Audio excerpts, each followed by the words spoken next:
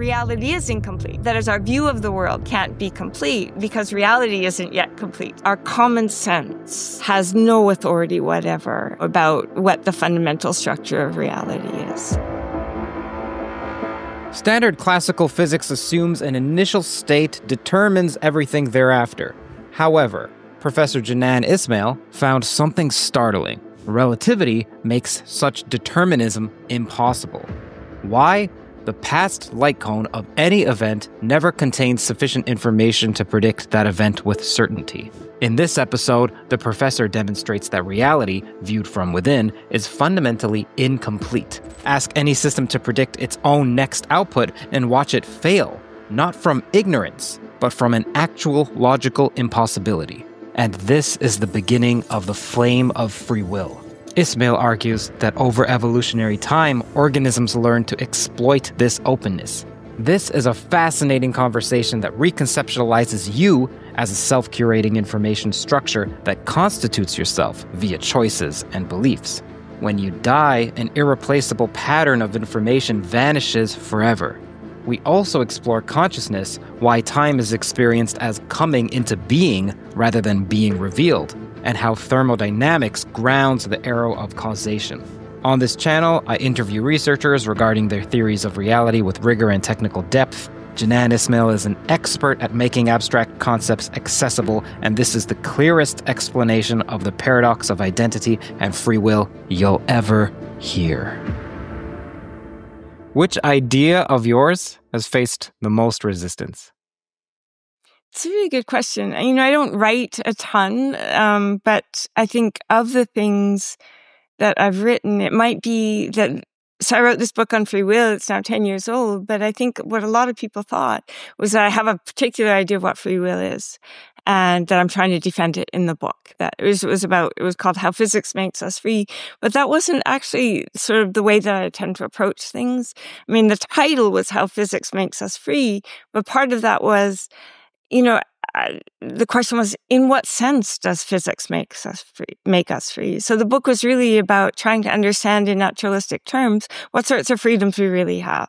I don't have a dog in the fight at all about conceptual analysis of the notion of freedom. I tend to be attracted to those questions where you're just looking at the physical image of the world and you're trying to understand within that image, sort of broadly philosophical problems. What are we? What is time? What is space? I think, the physics problem, the free will problem was like, what the fuck? How do we understand if you take seriously, and really let it land in the sense that this is what the world is like? How do you understand from within that in a way that you can make sense of what agency is and your experience of agency, and the idea that when you sort of, lie down on one of those dark nights of the soul without any pre-theoretic commitment to what free will is, but just you lie down on one of those dark nights of the soul and you're making a decision with the idea that this was all in some sense set from the beginning of time. So I was just trying to understand what's going on, and taking it for granted that that's also partly what, people who are worried about free will are tapping into. Have you personally had any dark nights of the soul? Thousands of them, of course. I think every time we make a decision, I think from the first personal perspective, every time you make a decision, you really do feel like, the best phrase that I found for kind of capturing the phenomenology of it, though in some sense language feels inadequate here, is William James's phrase when he says, what one feels when one's making a decision. And in particular, in those times when you feel like, you're making a really pivotal decision, like, do I accept the job over here, or do I stay where I am? Do I get married? Do I not? Do I have a child? Do I not? Or do I let, a partner walk out the door and close the door on a relationship or not? Where it feels really pivotal. William James says, about, I think he's trying to capture these sorts of moments when he says, when you feel that the scales of fate hang in the balance and it all comes down to the here and now. I think for me, it was, have many experiences like that. That's why we torture ourselves over difficult decisions, because you feel in those moments that the future is really hinging, on sort of what I do in the here and now. You said language feels inadequate here. Do you think it's the case that there are problems of existential import, that the limitation of language isn't just a limitation of current language or current models, but maybe a limitation of any model or any language? Yes. So you're putting your finger on a really difficult question. So I think, language is an interpersonal medium of communication. It's there precisely to allow the flow of information between different subjectivities, between my mind and your mind. And in order to do that, it has to be objective in a very particular sense. It has to be objective in the sense that it has to detach from sort of features of my experience that are that you don't have. Like, do you see what I mean? So I can understand things in a way that it, attaches directly to features of my experience that I can, as it were, display in thought. You don't have that. It's like, it's like sort of if I'm in one part of space and you're in another part of space, you're using a map and I'm using a map.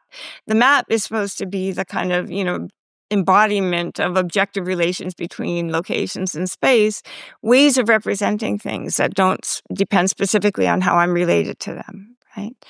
So the map is the embodiment of that objective relations, invariant objective relations between events that are invariant under transformations between spatial locations. Sort of frame independent. So if you're in one part of space, I'm in one part of space. We don't want to use words like near and far because the meaning of those words depends on where the speaker is located. Right. So if you're in Canada, I'm here, and you say, what's nearby? And I say, oh, the store is a mile away. And just go down the road, go to the right. That's not going to mean much to you because you're in a different part of space. It's not going to be a useful way of speaking. So that's why we have things like maps. Language is like that. It lets us communicate with one another in ways that detach from specificities of our situation. So we are going to get to self-location and indexicals, and also the definition of free will, and perhaps even definitions of free will, as there are multiple. Before we do, broadly speaking, you were talking about attraction earlier. There are two types of philosophers, and again, this is a broad generalization. One that goes into problems where they feel they already have a handle on it, and they feel like other people find so-and-so confounding, but they don't. And then there's another that are sadistically drawn to being bewildered by a mystery, regardless of if it's considered even to be a solved problem or not. You strike me as the mystery sort. I don't know if that's the case. Let me know. 100%. So I think I make a lunge for the mysteries. Like the things that I think I understand, I don't tend to get interested in, or this is what makes me a person who doesn't write very much, is because as soon as I think I do understand something, or, like many of the problems in physics is, I don't understand it in detail, but I don't see a mystery there. Sort of, that's a problem that will yield to, a little bit more calculation or filling it, like the contours are there. I don't see. So it is the places where, absolutely, that I feel a real mystery, like a confounding one, the kinds of problems where if you think about them, I don't, because of the current way that I think about things, I don't see any way through it. That means seeing my way through it, I'm going to learn something deep. I'm going to have to change something in the way that I think. So, but it doesn't mean like I approach them with the conviction that I'm going to understand them. It's much more kind of visceral than that. I think it's just I'm interested in and attracted to mysteries. You're just compelled. Yeah, I think so. I think that's right. And I'll say one more thing, which is I always tell my students this, which is the way that you're going to make a contribution is not that you have more brain power, but that you're more patient with certain sorts of problems. So focus on the problems that interest you, because you're going to be more patient with those problems. And I think I have like this great tolerance for being confused. And I sort of really like the things that confuse me. And what else do you tell your students as advice? one is, I think, people imagine. So what they do is they go into graduate school and they imagine, sort of, they're the people that they think of as either in the field, like sort of professional examples, or people among their peers that they think of, oh, that person is clearly the smartest, they think the fastest, they calculate the best. And all of the cool kids are working on these problems. So what I have to try to do is emulate that. I have to get as good as I have to work on those problems, because those are like the hardcore problems. And I have to, sort of try to be what they are. Those are the paradigms of kind of a successful philosopher. That's exactly wrong. So, once you're in the field, that when you're sort of choosing who to read, or you're choosing who to hire, you always say, oh, you don't say, oh, good, this person kind of, in the ordinary kind of pecking order comes like, high enough to the top. You say, who's doing something different?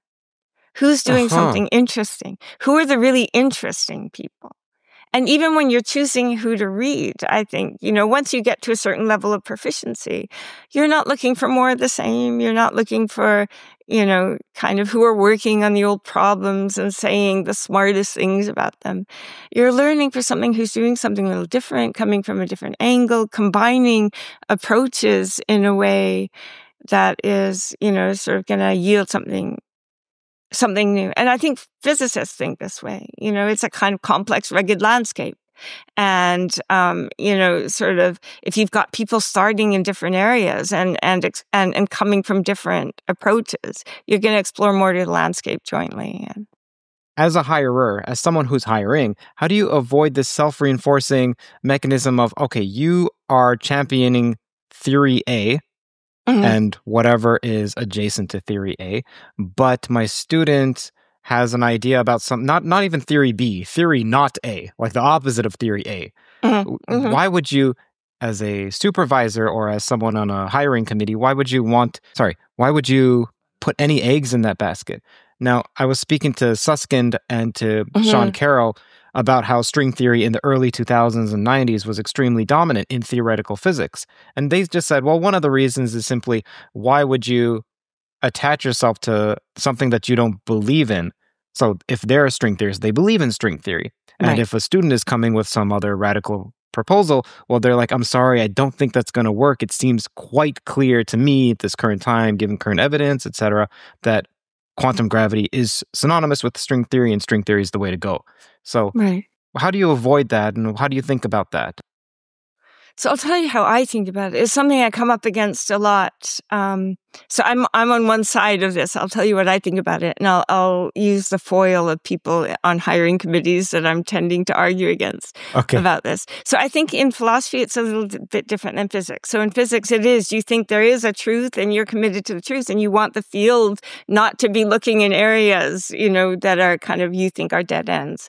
In philosophy, it's a little, people are working on problems. They recognize there's a number of views, and you're looking to build a department that, is able to teach students, and where collectively, but what people do is they take their set of views, and in particular, I think their style of doing philosophy. So, I'm an analytic philosopher. I think like the height of intellectual achievement or intellectual prowess is exhibited in whether you can do logic or the careful analysis. I think a good paper looks like this. It involves a lot of careful analysis.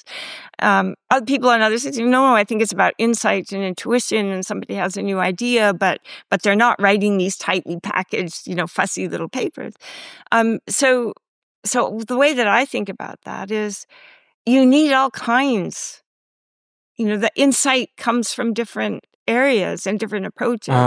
So I absolutely believe in diversity. There are these theorems that show, like, effectively, if you've got, N number of people at the table, but but they're all kind of, proficient in one way of approaching things, or they all have the same sort of expertise, brain power.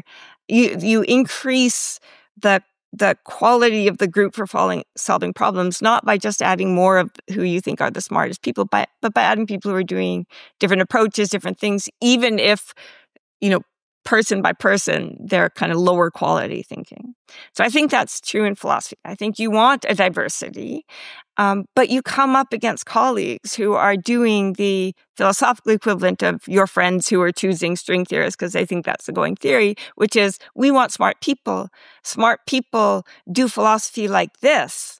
And I'm looking out there and, you're giving me someone who's kind of a foggy thinker. The analytic stuff isn't there. And I feel like, no, that's completely the wrong approach. If you're using your standards of the right way to do philosophy as the criterion of what a good philosopher is, you're going to just hire more of yourself. And as a group, you're going to be weaker, and the refusal to recognize that kind of humility, not to recognize that insight comes from a number of places. And I think the analogy that I like to use is, it's as though even, we've got it's as though, I'm not going to sort of be personal about it, but it's as though you've got a lot of people who are trained at Oxford, and they're really, really good at kind of analysis, and they recognize what a tightly argued, paper looks like. And that's, for them, the height of philosophy. And you're bringing in people from other traditions that are doing, sort of existentialism or continental philosophy. What I would think of, I'm always willing to say, it's rich with insight. Let's plunder it for what we can take. But they're like, that's clearly not good philosophy. I mean, look at this, right? It's not well defined. It's not analytically carefully argued. It's not, embedded in a lot of, sort of what hand wavy. Yeah, exactly. And it's like a bunch of French chefs standing in a corner when somebody's bringing in, tacos and from a different tradition, and they're going, oh, like the knife work is very bad, or like, do you see what I mean? It's yeah. So I think, that how I approach it is, I tell students, follow where your nose takes you. You lean into your own talents, and see, if you can come up with something new and something different and something helpful to, sort of the problems that you're interested in. So we talked about broad styles of motivation, and now here there's the broad style of analytic versus continental, but there's also you mentioned your style. You said you have a style of doing philosophy.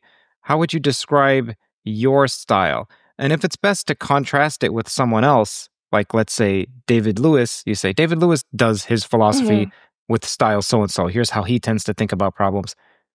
Here's where I differ. Then feel free. So I think Sean and Carol and I started this thing called the Natural Philosophy Forum. And in so many ways, I think the idea of natural philosophy is very much the way that I think of myself. So I'm much more of a philosopher than a lot of philosophers of physics. For a lot of philosophers of physics like Tim Maudlin, not David Albert, I think, is a little bit more like me, but a lot of the people who work in foundations of physics, they're really interested in foundational problems in physics. So they come from physics, they're recognizing that physics is bumping up against philosophical problems, and they're kind of, trying to understand those. Or they think that the physicists aren't engaged enough in understanding foundations, they're just calculating, whatever. I'm really a philosopher. I'm interested in, just by instinct, I'm interested in all of the big questions. Who are we? How do we fit into the universe? But I think, by far, so many of those big questions, they were in the hands of philosophers for millennia. And 17th century, they get passed into the hands of the physicists, and we're making enormous amounts of progress. And partly what they're showing is, that the method of sitting in the armchair and trying to reflect on our concepts doesn't work very well. And indeed, the kinds of progress they're making are by really rejecting sort of all of our pre-theoretical common sense ideas. So the way that David Lewis did metaphysics is and Frank Jackson and that whole kind of tradition was you sit down, you think about a difficult concept, whether it's modality, whether it's time, whether it's, freedom, whatever it is. And you say, what are my big ideas? What are my kind of central ideas about that? Uh-huh. So time is something that has these features.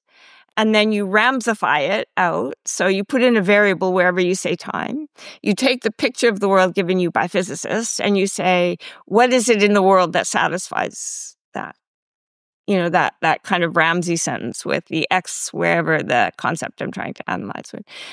To me, I think, our common sense has no, the thing that physics has taught us is that our common sense, sort of has no authority whatever, about what the fundamental structure of reality is. And, what physics has taught us is, if you think of common sense as it's a sort of useful set of it's a useful way of thinking, it's the embodiment of a useful way of thinking about the world for the purposes of creatures who need to kind of track feeding and mating opportunities. It's sort of like a rough map that will direct us to the things we care about and in order to survive.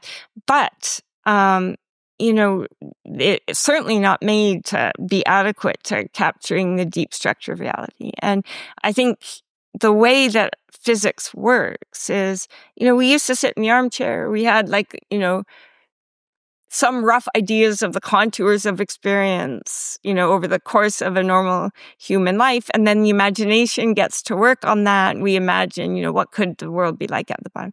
What physics does is collectively over generations, increasingly precise and increasingly accurate records of experience, not just in the kind of what you would get from common sense, but, by deliberately going out and searching esoteric forms of experience, developing theories that are mathematically formulated and precise, that quantitatively match that, and letting the fundamental concepts be the sole criterion is that they reproduce the full structure of experience in quantitative detail, and they satisfy various kind of, formal desiderata. So we found simplicity and symmetry as ways of kind of excising, kind of needless bits of the formalism. That seems to be working in remarkable ways for generating theories that are empirically adequate. And if we take the formalism and try to imagine ourselves into the formalism, what is it telling us about the deep structure of reality? That's, I think, what I think of as characteristic of the method. And it's been, by all operational standards, remarkably successful where, kind of armchair metaphysics wasn't, and philosophically fruitful. So... Just a moment. Don't go anywhere. Hey, I see you inching away. Don't be like The Economy. Instead, read The Economist. I thought all The Economist was something that CEOs read to stay up to date on world trends. And that's true, but that's not only true. What I found more than useful for myself personally is their coverage of math, physics, philosophy, and AI, especially how something is perceived by other countries and how it may impact markets. For instance, The Economist had an interview with some of the people behind DeepSeek the week DeepSeek was launched. No one else had that. Another example is The Economist has this fantastic article on the recent dark energy data, which surpasses even Scientific American's coverage, in my opinion. They also have the chart of everything. It's like the chart version of this channel. It's something which is a pleasure to scroll through and learn from. Links to all of these will be in the description, of course. Now, The Economist's commitment to rigorous journalism means that you get a clear picture of the world's most significant developments. I am personally interested in the more scientific ones, like this one on extending life via mitochondrial transplants, which creates actually a new field of medicine, something that would make Michael Levin proud. The Economist also covers culture, finance and economics, business, international affairs, Britain, Europe, the Middle East, Africa, China, Asia, the Americas, and of course, the USA. Whether it's the latest in scientific innovation or the shifting landscape of global politics, The Economist provides comprehensive coverage, and it goes far beyond just headlines. Look, if you're passionate about expanding your knowledge and gaining a new understanding, a deeper one, of the forces that shape our world, then I highly recommend subscribing to The Economist. I subscribe to them, and it's an investment into your intellectual growth. It's one that you won't regret. As a listener of this podcast, you'll get a special 20% off discount. Now you can enjoy The Economist and all it has to offer for less. Head over to their website, www.economist.com/toe, TOE, to get started. Thanks for tuning in, and now let's get back to the exploration of the mysteries of our universe. Again, that's economist.com/toe. Okay, so here, common sense, is that a synonym for folk intuition? Yeah. Okay, so what if a physicist says, look, Jenann, with you trying to preserve free will, you're trying to preserve a folk intuition. Physics tells us that we're determined, even if it's randomly determined, but it's not us. We're determined by factors that are not us. So where is this decision, and let alone a free will decision, coming from? How do you respond to that? And what's the definition of free will that you use? Good. Okay, so this was the misunderstanding that I meant to highlight. It wasn't like I start out with an intuition about what free will is. So that's the traditional philosophy. What is free will? Let's analyze the concept. Let's look in the world, see whether there's anything that satisfies that. So I didn't do that. What I was trying to say is, well, let's take the physics as authoritative. Whether there's a quantum substructure or not. Let's assume that the world is at least emergently classical for things, effectively classical for things as big and slow as us. Always provisionally, because that's the thing about physics. Everything is provisional, Right. But let's start with there, because the problem really takes a sharp form there. And let's understand, what is a human being actually doing in physical terms when they lie down on one of those dark nights of the soul? What is a human? And then it as soon as you pose the question, you have to pose all of these others. What am I? When I'm thinking, it comes down to me who makes the decision. It's like, well, what am I? What am I in physical terms? What do I look like through the lenses of physics? And how does that show up? So, the question of what is a self is one of those mysteries. Is, I know there's a body there, but what am I? And so you're immediately in the realm of raising all of those deep questions. But the way that I raise them is not with pre-theoretical commitments about that a self is such and such, and is there such a thing in physics? Or free will is such and such, and is there such a thing in physics? I take it for granted that whatever it is that those folk intuitions are trying to capture, or that are answering to, whatever use they're playing for us when we think about ourselves and the world. It's something real. It's a phenomenon. Like when I lie down at night and when I use the word I there's something that I'm meaning to capture. And I want to understand through physical lenses, what is that? What's going on in the person? What does the word I in my mind refer to? Is it a body? Is it a mind? What is a mind? How does it fit in? And so all of those questions arise, but you start with them as questions. You start with, what is that? And how do I understand that?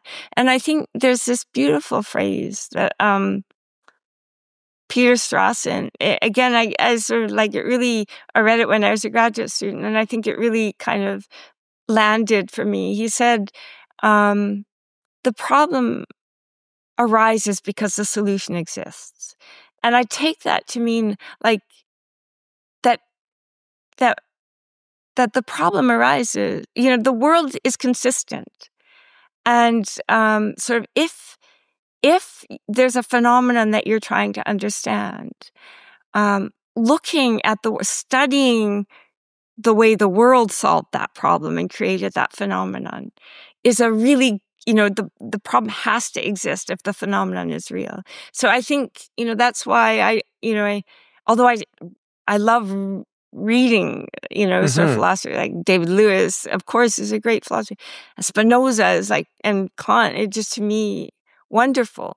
But they might be wrong.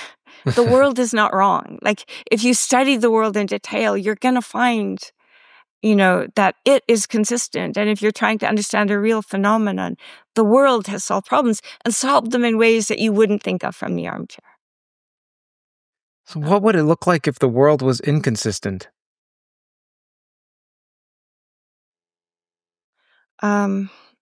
I'm not sure. I mean, I sort of like people who are attracted to sort of dialechism or for me that has no attraction. Logic is logic and the world in the sense of reality. I think, I don't know that I don't know how to make sense of that. I don't know how to make sense of that. I've been thinking a lot about, self-representation. So I have been thinking about paradoxes. Yeah. But, I think the people that are in any way attracted by saying, the world is inconsistent or reality is inconsistent or logic, or attracted to logics that allow contradictions, don't hold any attraction for me. And it's partly because of, you think through the problem hard enough, you see, of course there's a solution. So you said you've been thinking about some paradoxes or self-referential paradoxes in particular recently? Yeah. Tell me what's on your mind. So a lot. I mean, I think,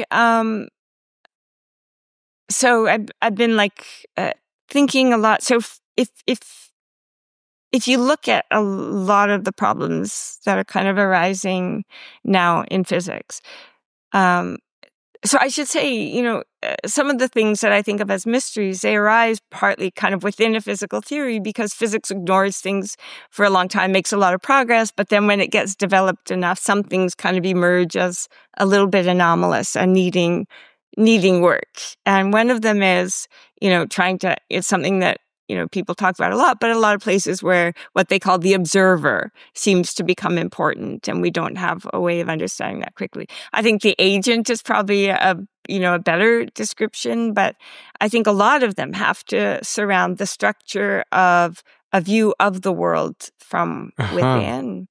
And without starting to think without starting from the idea that self-reference is going to be essential, or starting with an interest in self-reference, I think what you find is that a lot of those problems, a lot of the places where we're having trouble understanding, sort of the role of the observer, or understanding time and its, the apparent conflict between the way time looks from within and the way it's represented in physics, even understanding free will, understanding, why agencies are representing ourselves from the inside as, when we're representing, is very different from kind of what it looks like if you take the world as a whole and slice it up and compare states and so on. A lot of these problems, the more that I dug around in them, the more that I realized it's something about the logic of the embedded view, like when you're representing the world from within, as opposed to the God's eye view, which is the one that physics traditionally takes, which is you're representing the world as a completed whole.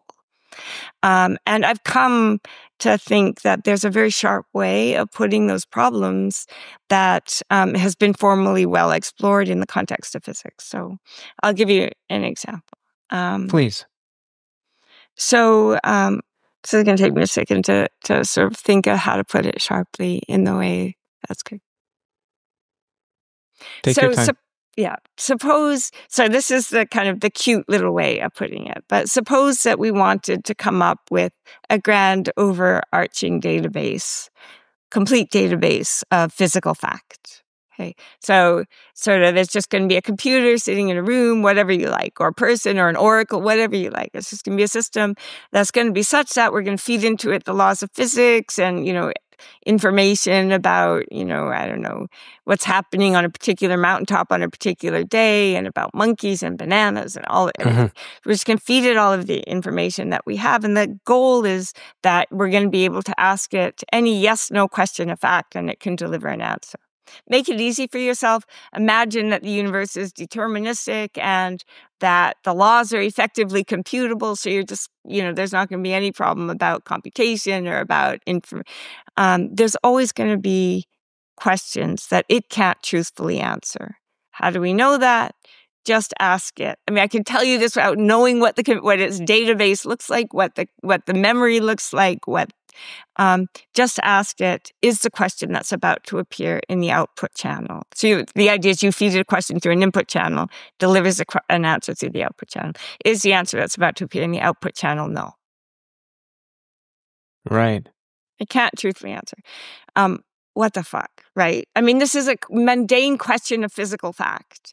And again, we can make models of this if you don't want to think about the actual universe. Oh, maybe the laws are deterministic. Maybe, imagine a universe that you can completely control. Imagine a deterministic universe. So here's a little example. Imagine a deterministic universe with effectively computable laws. Imagine a Turing machine in the universe.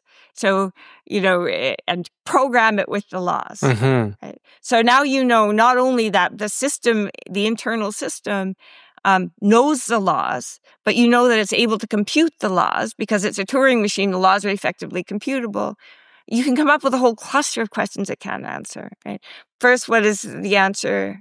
Whether the answer that's about to appear in the output channel is no. Can't answer that. Can't even correctly guess the correct answer to that. It can't answer it truthfully. Can't answer truthfully. How about this one? It can't answer at all. Can't answer truthfully, but won't answer at all. Feed it its own, you might think it's a Turing machine, it should be, and the laws are computable, it should be able to predict what any system in the world will do if it started on a given state, right? Feed it its own Turing number and say, do you halt? Right. When fed someone. Can't answer. So what you see is that there's a class of questions that, because of the structure, the logical structure of a system representing the world from the inside, it can't truthfully answer. So I've been thinking about that. Partly, it's not that I started thinking about that. It's that I was thinking a lot about determinism. I was thinking a lot about, counter-predictive devices. And I was thinking just a lot about these sort of little puzzles. And I realized that actually that's the clearest formal expression of what's going on in all of those puzzles. And it's a little thread that when you start to pull at it, you see has deep roots everywhere. So for example, there are lessons about determinism in that little puzzle. When you say, how do I understand physically? I have a little physical model, a mechanical model, of a system inside a deterministic universe. What's going on there? So that's one, but also sort of a lot of stuff you can start to understand by just focusing in detail on what's going on with that model and how it can correct some of the kind of big picture ideas with which we approach physics and questions about ourselves. One of them is free will, but one of them is time. How do we understand time from the inside? Another one is, what's going on with determinism?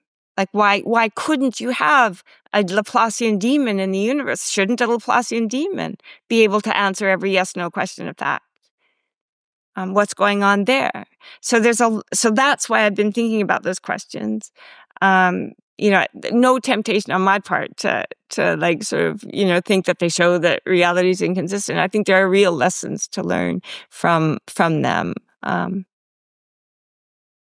Do you find that most physicists who aren't trained philosophically believe in free will or tend to not believe in free will? And then those who are trained philosophically, is there also a correlation there? So I don't know about numbers. For sure, many of the loudest voices in physics, or the kind of thing that you get, at the end of the day at the bar when people have had a couple of things to drink and they're kind of the loose talk is, they're very happy to dismiss free will. But I think what's going on there, so there are two things and philosophers, it's a mix. There certainly are prominent philosophers who are happy to reject free will. But I'll say a little bit about what's the landscape looks like. So philosophers are a mixed bag. They really are interested in the concept of free will. I mean, they're thinking, they have an idea of agency and it's embedded in questions about morality, and they're trying to understand, how do we reconcile these ideas that I think a lot of them, like moral psychologists, they take as a datum that we are free, and they're trying to understand, how do I account for determinism? So many of them are developing notions of freedom that capture the aspects of freedom that they're interested in, like moral responsibility and so on. So there's a lot of compatibilists, but they're mostly working on the side of understanding the concept of free will in a way that accommodates the physics. They're not deeply embedded in the physics. They don't really understand in detail or they do. I mean, you get a one-sentence view of what physics says. Imagine they're assuming a classical world, and they say what physics tells us is that the initial state of the world fixes everything that happens thereafter. So they're trying to understand, if we take that for granted, how do we understand free will? There's some people who don't. Some people who say, no, the physics is wrong, libertarians, and because I know as a datum better than I know anything about physics that I'm free. And those are called libertarians, or libertarian free will. That's right. And then there are other people who bite the bullet. They say physics tells us we're not free, so we're not free. Where it's an illusion, this kind of vocabulary of illusion. A lot of the physicists think that by freedom we mean precisely the ability to break the laws of physics, and that's an illusion, so they reject it. So they don't have a very sophisticated conceptual analysis of freedom. They take the idea that to be free is to break the laws of physics in the universe, and they just say that's an illusion. We've been wrong about lots of things. So I think the more interesting middle space is the one that doesn't start out with a fixed idea of freedom, and that also takes the physics seriously enough to say, no, I'm not going to take one line of physics. I'm going to take physics in detail and a model of a human being in detail and try to understand, how life and cognition emerges and what's going on when what's going on with the onboard machinery and how is it affected by the stuff outside. And I'm also not just going to take, a Newtonian universe of the image of the universe. I'm going to take, sort of a relativistic image of the universe. I'm going to take relativity series. I think you get nudges both in our understanding of the physics and in our understanding of ourselves in a way that brings them into alignment. And it has to be that way for the reason I said. Nature has found a solution to this problem, and there need to be corrections on both sides of, the naive understanding of what physics tells us, and the naive understanding of what we're doing or what our place is in the causal order when we're making a decision. Okay, so this is a great time to get into your account of free will. And then also, so you're going to define it. And then also, it would be great if you then state why this account of free will comports with an intuitive account of free will. Otherwise, there's no sense in even calling it free will. You could use some other name for it. It needs to have some concordance with the folk intuition that we use to develop the word free will. And then also, well, why do we have it then? Do we actually have this form of free will? So please. Yeah. So again, so this can be unsatisfying in some ways. And I'm also going to say things that I didn't say in the book because I think my views are changed a little bit. Please. It's not like I'm offering an analysis of what free will is. I'm happy to tell you what I think is going on with us and the ways in which it answers to some aspects of what we think of as free will. So it captures some elements of. So first I'll say the one thing about the physics. So I think one of the things that's important, and that's come from thinking about these sorts of puzzles, like the self-referential one that I told you about. That is the idea that there are questions of fact that we can't answer, even, quite aside from physics and quite aside, how do you understand that? What you realize is that actually when you take relativity very seriously and you ask yourself, okay, I'm in a relativistic setting, I should say too, this comes partly too from thinking about counter-predictive interactions. So give you all of the information you want about the world. Your task is to predict what I will do. You've got a perfect physical model of me. You've got, or even like a tabletop device. You've got a perfect physical model of it. You know what the laws are. You know the initial conditions of the universe. It has a green light and a red light on top. Or if you're doing it to me, I'm a deterministic system. Predict, will I raise my hand or will I not? Or predict what this device will turn off or turn on.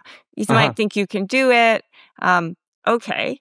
Let's suppose that I'm demanding that you feed the device your prediction, and it's programmed to do the opposite of what's predicted. Okay.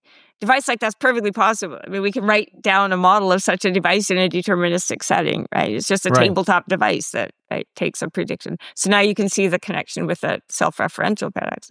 Perfectly deterministic device that takes a prediction and does the opposite, right? Just a moment. Yeah. Because that sounds like a predictive device, but you called it a counter-predictive device. Is the counter just because you told it to do the opposite at one point? Okay, so there's a predictor and a counter-predictive device. So the predictor is trying to predict what this device is going to do. It has a perfect physical model, right? The system is a deterministic device. It's given as much information as you like. Give it the initial conditions of the universe, give it the laws that program the device, but the constraint is it has to feed its prediction, it has to tell its prediction to the device. Okay. What's going to happen, right? Now you might think, well, it has to be right. If it's got the initial conditions of the universe and it can compute, it ought to be able to predict this device. But hang on.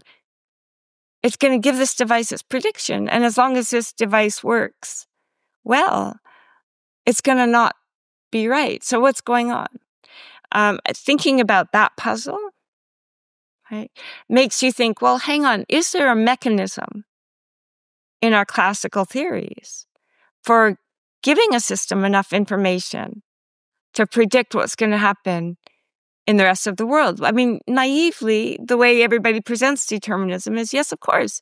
I mean, what did Laplace say? Laplace said that if a system knew the positions and momenta of every particle, it would, and this is his phrase, it would embrace in a single formula, everything that would ever happen in that universe.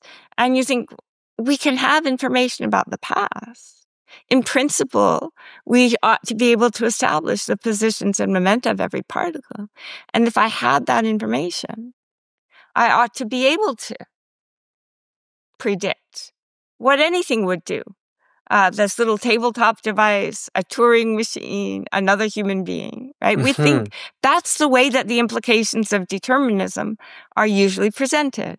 But when you start thinking through in detail, in physical terms, whether even in principle, there's a mechanism for having enough information to predict the evolution of the universe, you find that it's not true. And actually, I'm going to make a methodological point here. Again, this is why this method of thinking about philosophical problems is so fruitful. You treat it as a physics problem. You're not starting out with ideas about free will and is a human being a physical thing. You start out by saying, I've got a physical model of a system in front of me. I've stipulated that this is a deterministic setting. I can set up a physics problem. Now I've got a predictor, and I've got a counter-predictive device, and I've got a physical model, a mechanical model. Is this a puzzle for classical determinism? But as soon as you start to investigate it in that kind of detail, you realize, oh, hang on. There's no mechanism in the universe for generating predictions of that kind with certainty. And here's the reason. So again, this is why there's physics lessons. Well, look, in a Newtonian universe, it's kind of a little obscure, but you sort of realize, well, if you've got a system in the universe and it can check, they're in naturalistic terms, how do we check the positions and momentum of this particle and that one and that one? But it never gets to a setting where it knows it's examined all of the particles that there are. So it doesn't just have to establish the positions and momenta of individual particles, specifically in Newtonian physics. Specifically in Newtonian physics, you need to know the total state of the world. And there's actually no mechanism for determining that. Okay? That was always one of the problems with Newtonian physics, because gravitational influence travels instantaneously. Everything affects the force on this particle in the here and now. You need to know everything. So you might think, but that was always a bad thing about Newtonian physics, rectified in relativity. Now in relativity, we have an interaction by interaction understanding of what's going on the ground, and it's explicit in relativity. This was one of the big, wonderful things about relativity. One of the innovations that made it a great advance is to predict anything. You don't need to know the total state of the world. You just need to know its backlight cone, or indeed any cross-section of its backlight cone. Great. Okay, so let's look at, again in physical terms, at this puzzle. You've got a system predicting another system, deterministic, perfectly deterministic. Let's give the first system all of the physically accessible information, knows entire contents of its past light cone. Trying to predict this next system, does it have enough information to do that with certainty? No, it doesn't. Why? Because of the way that the light cones are nested inside one another. Never sufficient information in the past light cone of the earlier device to predict, indeed, not only to predict what this system is going to do with certainty, in fact, to predict anything with certainty, because you always need information outside the light cone because the later event. Right. So weird, right? So there's a physics lesson there about what happens to determinism when you take relativity seriously. And it's one that falls right out of the light cone structure. It's something that happens directly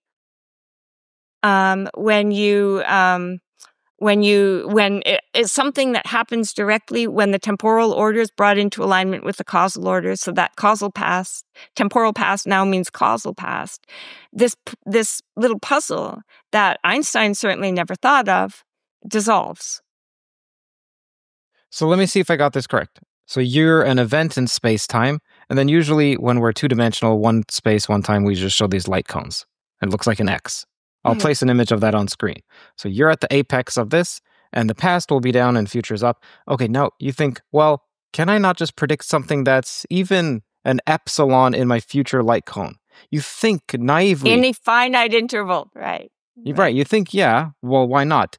Well, no matter how far or close you are in the future, it will impinge on something that was outside your space-time, your light cones from that event. So you won't be able to. That's exactly right. Yeah.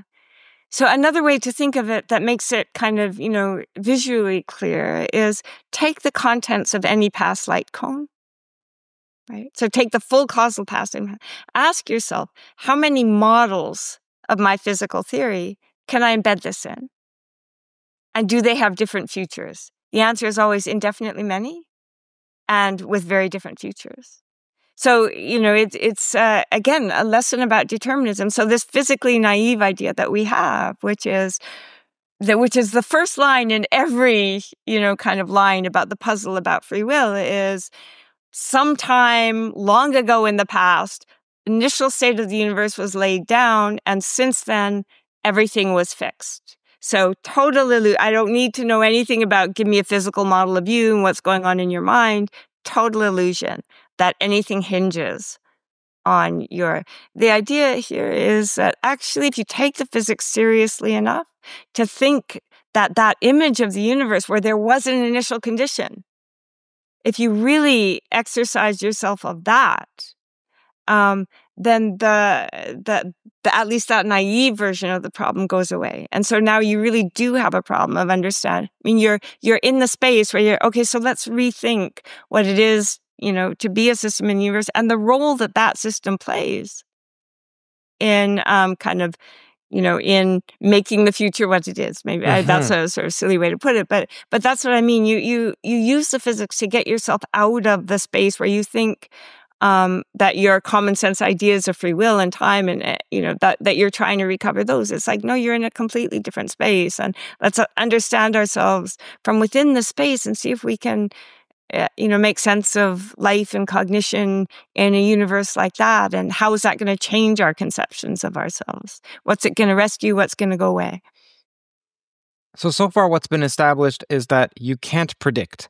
Not only can you not predict because of some practical limitation, it's an in-principle one, and it's not just you, it's an ideal device. It could be outside you. Cannot predict what you're going to do. Okay, so that's been established. Now, this seems like a necessary condition for free will, but it's not a sufficient one, so there must be more to this argument, so please. Of course. Yes, sorry. So all this was doing was breaking down their naive ideas. So now we can ask, so what kinds of system are we, and how do we work, and what is our role in it? So now I'm going to give you like a little like sort of really silly baby schematic description of like huge contours of. My middle name is Silly Baby Schematics. Okay, good. So here's this big visionary description of. I'm going to ignore the quantum substructure of it. I mean, I think it's important in all kinds of ways, but for now, just to talk about free will in a perfectly classical way, the relativists. This is the way that I think of it. So here's. I know you've talked to lots of people about thermodynamics and stuff, so your listeners will have some sense of kind of the sort of big picture stuff I'm talking about. But this is the way to think of it. Kind of the substructure of reality we're going to assume is classical or effectively classical. So geometry is Minkowski or it's GR. There's a matter distribution over that. The matter distribution over that obeys laws that are, sort of temporally symmetric. But how do we get asymmetries? We get asymmetries from something like a thermodynamic gradient. What the thermodynamic gradient does is it creates this sort of asymmetry in the part of the universe that we live in. That, and I'm going to put it in this way. For reasons I'm going to set up how to think about life and cognition. What it does is it both creates the need for systems like, living systems to metabolize energy from the environment in order to maintain their own internal integrity.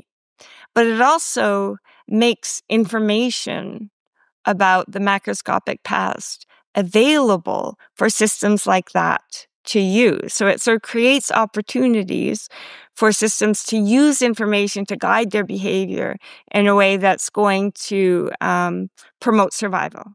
So, I mean, if you want to have an image here, and evolution in all kinds of ways takes advantage of this, So there are these like little bacteria, magnetotactic bacteria that, have little magnets inside them that point in the direction of magnetic north, and they'll swim in that direction. Why do they do that? Because that turns out to be kind of nutrient-rich environments that they need to survive.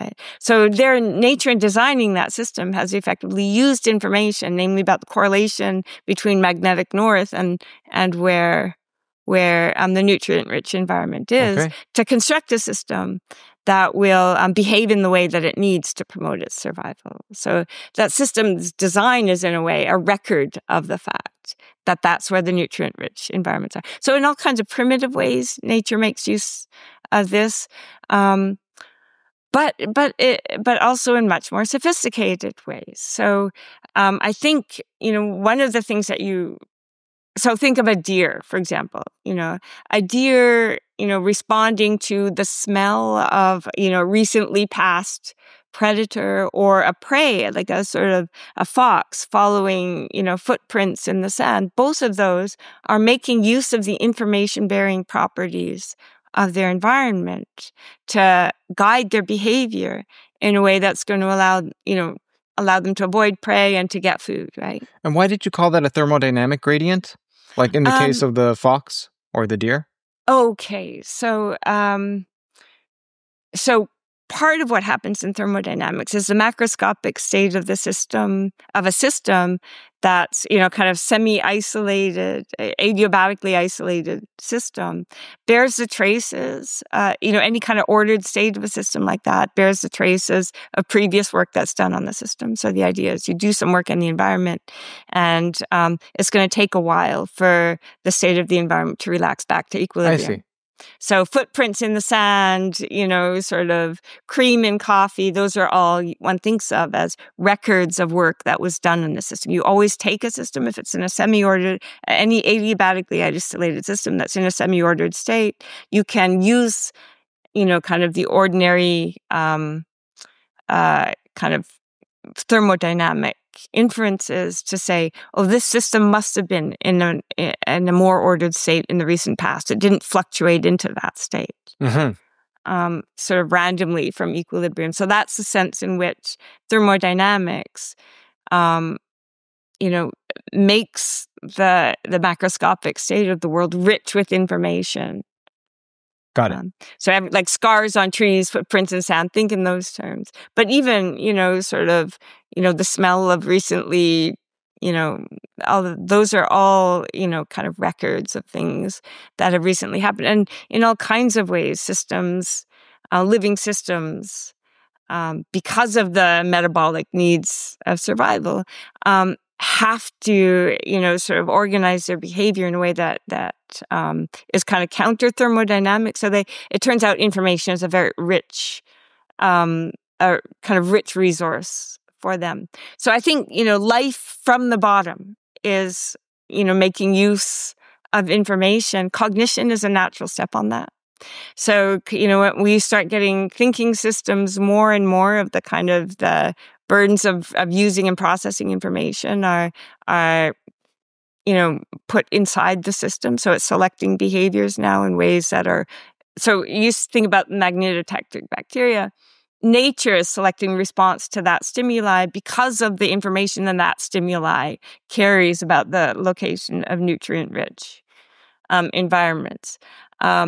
But what's happening with cognizing systems is the selection of behavior, the processing of sensory information, the selection of behavior is happening increasingly on board.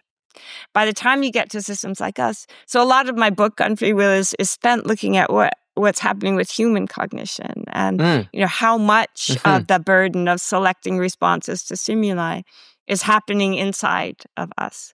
So think about or another good, I'm going to give you a couple of model systems. So the magnetotactic bacteria, these are like huge landmarks just think of these as kind of landmarks along the phylogenetic scale of complexity. So think magnetotactic bacteria. A nice model system is frogs. So frogs have these very sophisticated brains, but their brains are designed so that their tongues will snap out automatically at images of passing flies. So if passing fly, there's a boom, and it's incredible how fast and how good they are. And it's because their brains are designed to carefully filter, sort of process visual information so that anything that has the right shape and the right, speed and so on, they'll respond to it. So again, a much more sophisticated kind of brain, but again, the brain has been designed, sort of every frog will do that. And the only way to get it to change that behavior is, sustained pressure from the outside. So there's adaptation, but it's slow and it's, kind of costly. But we're not like that. You and I, same stimulus, very different responses. What's going on there, right? So here's the way, and I think this taps into something that I think is essential to free will, or essential to kind of the rich sort of free will that I think that we have. And that I think is specifically human, though acknowledging there's lots about other animals that we don't know. So I'm not at all wedded to this being specifically human. It is characteristically human, is that we don't just respond to stimuli. We come into the world with a brain that was designed to uptake information. We have language and all kinds of formal resources for storing information in complicated ways. Stimuli, we have memories, and memories of a kind, again, this is a very rich topic, but completely fascinating, and all of it relevant to understanding ourselves and the types of agents we are. The sort of memory we have is not just, that we encode information about the past and years. We have autobiographical memory. So we have language, we have formal tools, we have an explicit memory of ourselves, or, into the distant past, and explicit representations of the future. You say to me, what are you going to do on Christmas Eve 25 years from now? And I can entertain a specific thought about a specific time on a specific day at a great distance from me. So I have the capacity to do that. The mental technologies that we've developed allow us to do that. So we've got a lot of kind of onboard machinery that's characteristically human, and that allows us to have a narrative conception of who we are, where we came from, to store lots of specific information about the things that have happened to us over the course of our lives. You and I come in, let's suppose that we come into the world, not true, but we come into the world, let's suppose, Sure. molecule for molecule, identical. Okay. Just to wipe out the sorts of differences that there are between us. Over the course of our histories, as soon as we start having experiences, and encoding those experiences, we're going to differentiate. And all of that is good. Anything that makes an impact on us mentally is going to potentially make a difference to our behavior. So where the design of the frog's brain was really what was the fixed design of the frog's brain, though with, acknowledging the ways in which there's a lot of soft structure too. The fixed design of the frog's brain was what was responsible for it doing what for us. It's the opposite. It's when we're deliberating about voluntary behavior, it's the stuff that's encoded in the soft structure of our brain, the information, and the way that information is organized, our plans, priorities, hopes, and dreams. That's stuff that all takes shape over the course of our lives, from internal processing of reflecting on our experiences and so on. And, it's not just that, okay, my experience, which is not up to me, impacts what I will do. It's much more complicated than that. I when I'm young, of course, I get carried around and I eat what I'm fed. And a large part of what I believe and know and think and hope and so on is a product of stuff that passively happens to me. Mm-hmm. But that stops, as soon as you're in the position of making choices about what to read, who your friends are going to be, who you're going to pay attention to, you educate yourself. So you, over the course of your life, are constituting yourself by making those choices. And when you're making a decision, in the sense that is calling on your plans, dreams, hopes, and priorities, I think that's the product of your own choices. You have made yourself and put yourself there in a position on the dark nights of the soul to make the choices that you do. So in that sense, I think, it does come from me. If you ask me, what's the problem of free will? The problem of free will is getting myself into the causal chain in such a way that those choices come from me and not from something outside me. I want to say, of course, they come from you. In physical terms, they come from the onboard machinery, and the onboard machinery is encoding all of the information that you've not just stored over the course of your life, that you've curated and organized. And so to me, when I make a choice, it comes from me. I'm an essential and integral part of the causal, the causal chain that produces it. Right. And then when I'm making, one of those dark nights of the soul, it really does come down to the here and now, not determined by my past light cone. Over the course of that night, I'm churning through the information in my head, and that when it's a difficult decision, I'm organizing it in a way that it wasn't organized when I let down. Because what are the difficult decisions? I have to make a choice about. I don't know. I'm getting like I have to make a choice. I have a choice between like a risky surgery for a daughter and a chronic condition that's and so I don't know what I'm gonna do when I lie down because I have competing commitments. I love my daughter. Everything that over the course of my life has led me to this point. And I love my daughter and I want her to survive.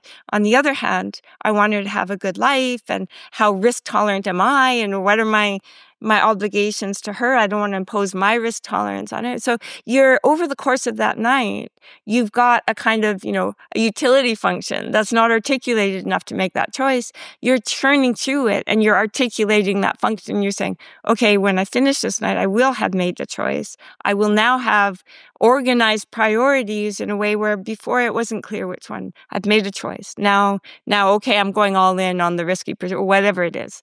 But again, so I think that's the sense in which it does come down to the here and now. When you're making choices, you're always over the course of your life constituting yourself in that way. And nature has kind of organized things in such a way that when it comes to your voluntary behavior, it's not the stuff outside. It's not the fixed structure of your body and brain. It's not your genes, but it's you that makes that decision. So that's the way that I think of it. So what's the common response from other philosophers or physicists to this? Yeah, I don't know. I don't know that anybody reads my stuff. I think, I think everybody has their own ideas about free will. And, I think again, I haven't really engaged. I'm not really bad at that kind of thing. I tend to be just in my own head. I think when you talk to people about this, they already have settled ideas. So physicists aren't. They don't have the patience to sit down and listen to a long story. They think free will, of course, it's an illusion. I'm a physical thing, and I think a lot of philosophers who have thought about the problem, either they think, I never thought it was incompatible with determinism. I think freedom is, So I think it's one of these things that most people, if they think about it at all, if they're not just dismissive of the problem, they've made their own choices about what freedom is, and so for me, it was a personal trying to understand. But I do think it's one of those problems where there are lessons. I came through it changed because I had much better understanding of what determinism does and doesn't entail, new things to think about that that I hadn't been that interested in before. Better understanding of myself. You asked me, what are you? I don't know. What? Right. I think a better understanding of what's special about human cognition. Hi, everyone. Hope you're enjoying today's episode. If you're hungry for deeper dives into physics, AI, consciousness, philosophy, along with my personal reflections, you'll find it all on my Substack. Subscribers get first access to new episodes, new posts as well, behind-the-scenes insights, and the chance to be a part of a thriving community of like-minded pilgrimers. By joining, you'll directly be supporting my work and helping keep these conversations at the cutting edge. So click the link on screen here, hit subscribe, and let's keep pushing the boundaries of knowledge together. Thank you and enjoy the show. Just so you know, if you're listening, it's CurtJaimungal.org, CurtJaimungal.org. So how has it affected you personally? You just mentioned it affected your view of physics and maybe your philosophy, but what about your day-to-day life? That's a good question. That's a really good question. I don't know that like it's a. I think so maybe. Oh, sounds so totally maudlin, but I guess one of the things that all of this does. Is put you a little bit in awe of nature and sort of what incredible constructions we are. Like I think so. Maybe things like that is a little bit reflective about sort of how incredible it is that we make decisions and what's going on, how complicated it is, what's going on in us, and the sense in which. So it makes you think about things like loss, like. The sense in which, so everything I just said, my parents died all in the last couple of years, so this is something I was thinking about. So this is a kind of daily life thing. Mm-hmm. So when a frog, sort of is gone from the world,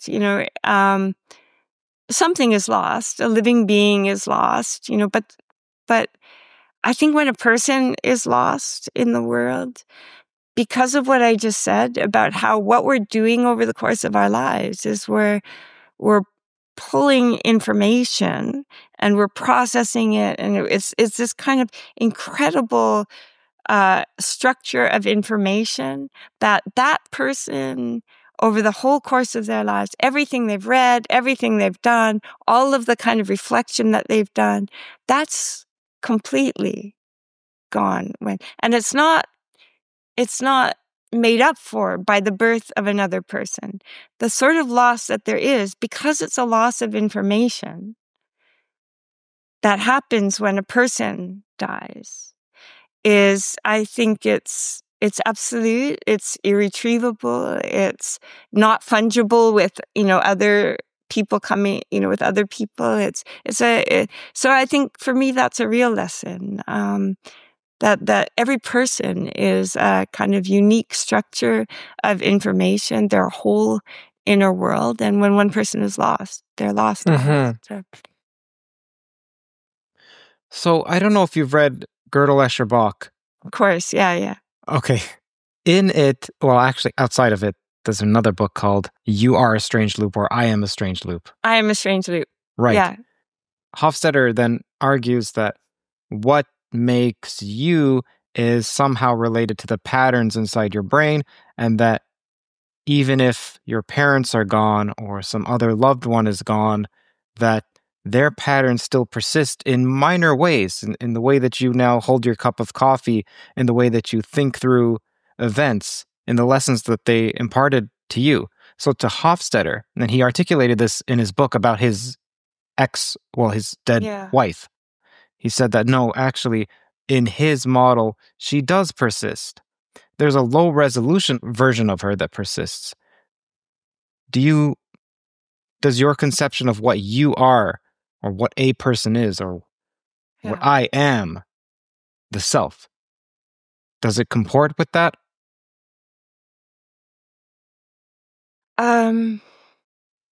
So he's certainly right. So that in one way, but I'm going to disagree deeply with him. He's right in one way. So one of the nice things about this view of what a person is that it's reproducible. So patterns are reproducible and they're generative in the ways that he says. And it makes, persistence, non-persistence much more a matter of degree than it would if you were like, a primitive locus of mental life. That part's correct. And I know that what's left after a person, even a person you know really well, is a tiny fraction of what they are. Like, ask yourself, what's going to be left of me when I'm gone, in the memories of the people who know me. Ask yourself right now, what is there of me take your closest person who knows you best. What is there of me in them? And it's a shadow. So I think he's right in some sense, but a very weak sense. I mean, I think one of the, I guess I'll leave it at that. One of the amazing things about another person is the kind of endless generaticity of, a mental life. I don't mean that in but of the kind of structure of information that allows that sort of reflexive grasp of itself, and how much information is built up over the course of a life. So I think it's very little that's left. I don't know, very little. Something's left, but yeah. So Jenann, who are you? Or when am I? I don't know who am I. I mean, I could give you like autobiography stuff, and I think I'm a structure of information. Yeah, I think so. There's a couple of things about the use of I. So here's my formal. I am a virtual object, the subject of mental states and a mental life. What does that look from the outside? It's a structure of information. So I think I'm an embodied mind. And that's what I think the I is when we use I reflexively like that. I think it's the proper subject of mental states. And when Descartes says, what am I? What is this I whose existence is made known to me in the very act of denying that it exists, and that can persist without the body and so on. That's what I think. I think that's the answer you should say. I'm a virtual object. I'm something that's supported by the machinery in a head, but I'm a certain kind of cognitively organized structure of information. So this I is what created you now. Mm-hmm. So that implies that there is some continuity of the self. 100%. Yeah, absolutely. Absolutely. The continuity is exactly that. I mean, sort of. So this is why I think. Oh, you asked me. Actually, sorry, I'm going back to a previous question. You asked Please. me, how is it change? How is this? So not so much the freedom stuff, but one thing that did change me in practical ways was I was a vegetarian for many, many years. And that was partly because I didn't think that this is going to offend all of you're going to get like hate letters for you. Okay. I've done, but it did. So partly because I didn't know what was the difference between the loss of a human being and the loss of a cow. Uh-huh. I think, creatures like cows are primitive creatures that aren't doing quite as much as we are. So they're not storing information. They don't have a conception of themselves over time. it's not the same kind of loss. It's still a loss. And suffering is bad no matter what for any living thing. But I think for a human being, there's a kind of loss, not just human being, but anything that has the sort of sense of continuity over time. This is how it connects to your question.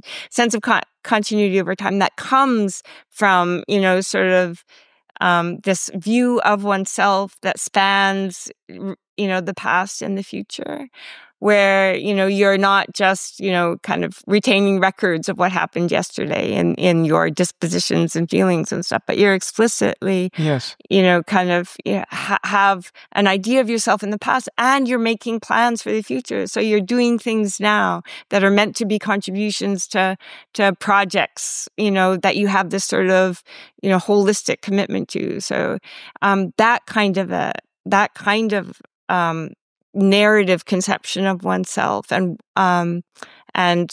sense of oneself over time, and commitments and plans that span long periods of time, that is a deep kind of continuity. So when I say, I don't mean the momentary, kind of time slice. I mean, I have a rich conception of myself as an extended agent, and an extended agent that will end when I die. I think if you asked Hofstadter's wife, when do you end? She would have said, well, there's going to be traces of me left, but I end. This continuity, the continuity of this particular inner stream of information will cease. There will be records of it. There's this part. Sorry, I'm talking so much. Please, no, continue. I love every word of what you're saying, and the audience is hanging on to every word as well. So please.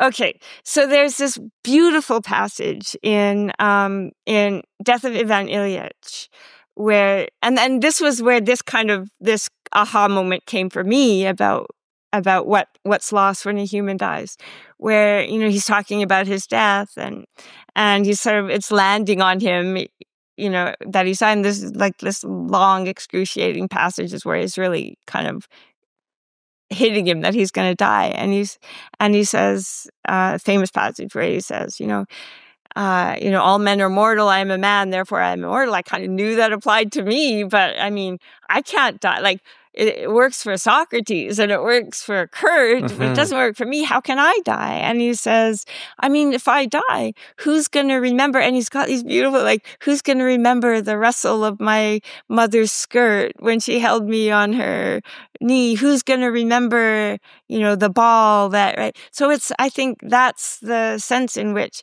there are things that I know from the inside, the kind of most precious things, that only I really know the inner, like my parents are gone now, and there are things about them that I know, things that we experience together that will be lost when I go.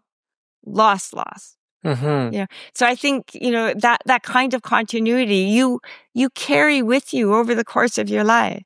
I mean, you cull and curate and pull treasures from your experience and pains, and it all becomes part of who you are in the particular kind of configuration that no one will ever know. No, like even Hofstadter doesn't know in the heart of hearts. He knows his image of his wife and the things about him that he loved most. He doesn't know what she loved about herself most. He doesn't know the little things that she remembers from her childhood and stuff. So that the continuity of that stream, what gets carried forward, what gets left behind, that sort of that kind of continuity is, I think, a rich part of who I am, who you are. And so, Jenann, I'm sure Einstein famously was consoling a grieving friend who lost a loved one by making an appeal to the block universe and saying that, well, it's akin to being etched in ice. So they're there. Now, you don't have access to them currently, but they are there somehow in the universe, if the universe is this block of ice. Right. What do you make of the block universe? So I like that quote. I don't think it's a commitment to the block universe, at least in the sense that, so there's some feature, I'm gonna say something about that quote, but there's some feature of the block universe I want to reject in the end. The part of it that's right is, yes, of course, it's always there in space and time. And there's this like Rilke poem where he says, having been, you will always have been. That's right. That doesn't go away. Like sort of, my parents are gone. Hofstadter's wife is gone, but she always will have been. It is, so in that sense, nothing is temporary. Everything is permanent. Subspecie eternitatis. Everything you do is etched in eternity. I love that. I think it's right.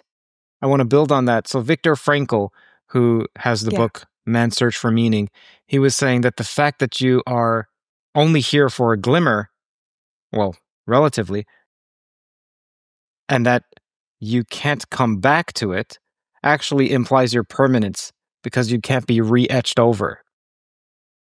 That's right. Yeah, that's exactly right. So your temporariness implies your permanence. Right. And in fact, that's one good thing about death, too, is there's some sense in which you don't write over, but you do overwrite in the sense that later events kind of, always color what happened. Like, so if somebody's living and they were generous in their youth, but they've done bad things, it's like, like the overall, it's that you can, there's no closure. Like you can always redeem yourself. You can always, the meaning of a person in some senses is written over by later events. But when someone dies, you do get closure. There's a final assessment of who they were because there's no more of that.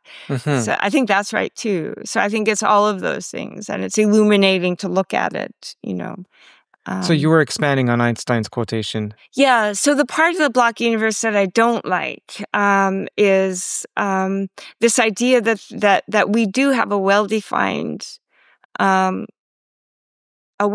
idea of the totality of facts. So it goes back to the self-reference stuff. But very often when people talk about the block universe, they say there is the totality of facts, past, present, and future. For the self-reference reasons I was talking about before, the very same thing. I think for any embedded creature in the world, there is no such totality. You can diagonalize it. I mean, you can show that there are contradictions involved in it.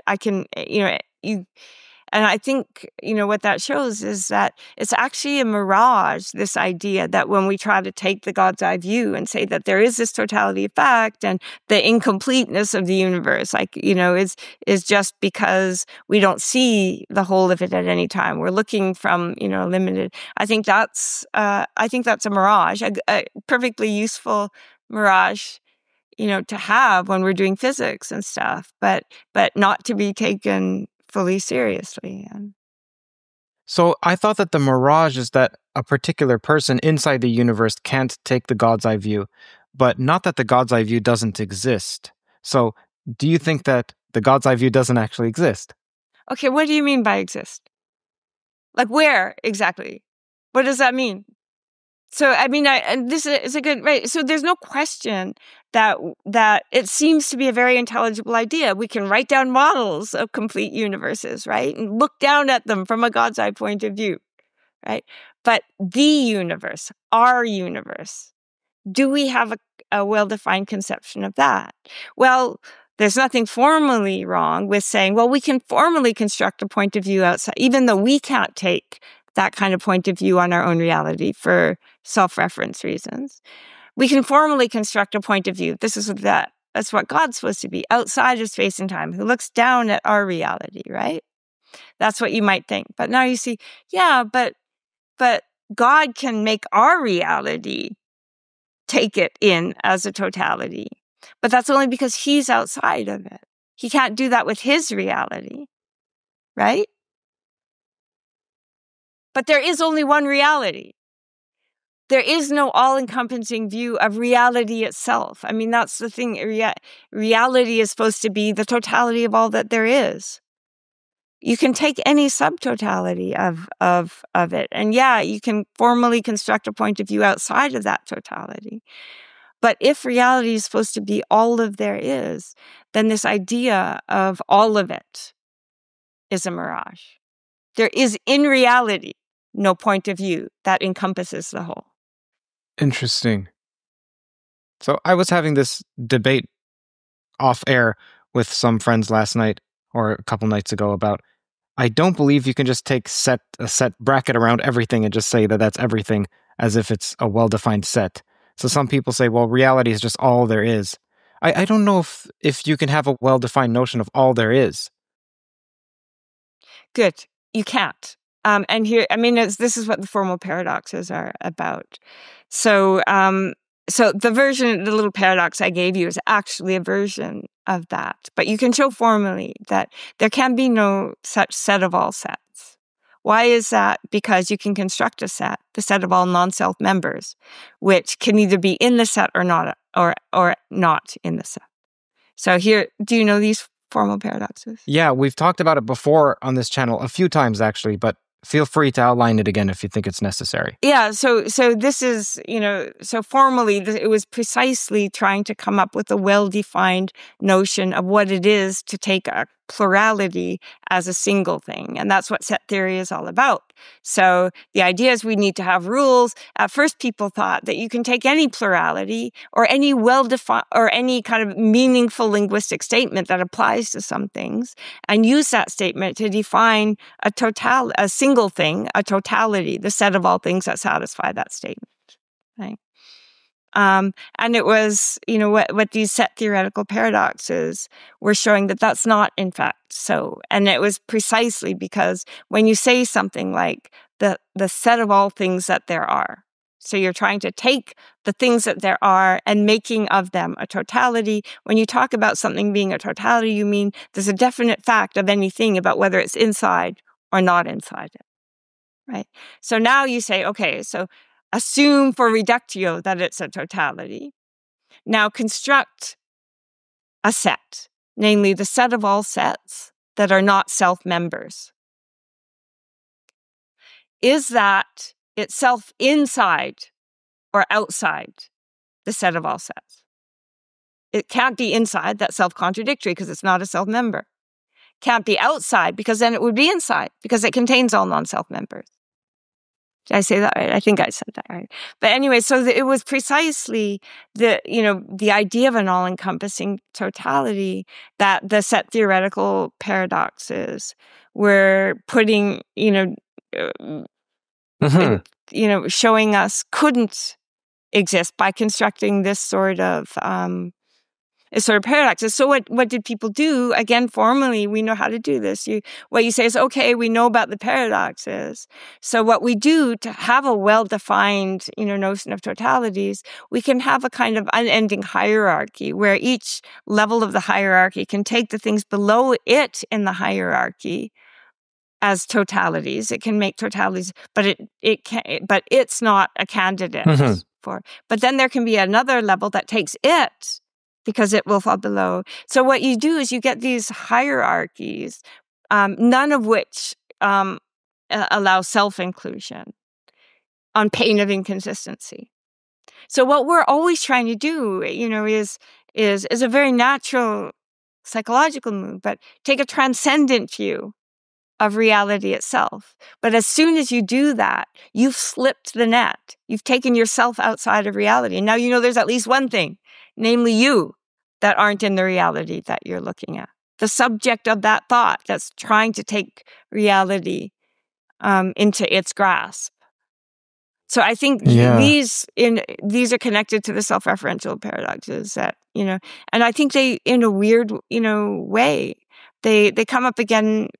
Well, come up again and again. When you dig, you'll find that they come up in physics. So if you take them serious, you shouldn't think that there is a transcendent view of reality because that view would have to be outside of reality.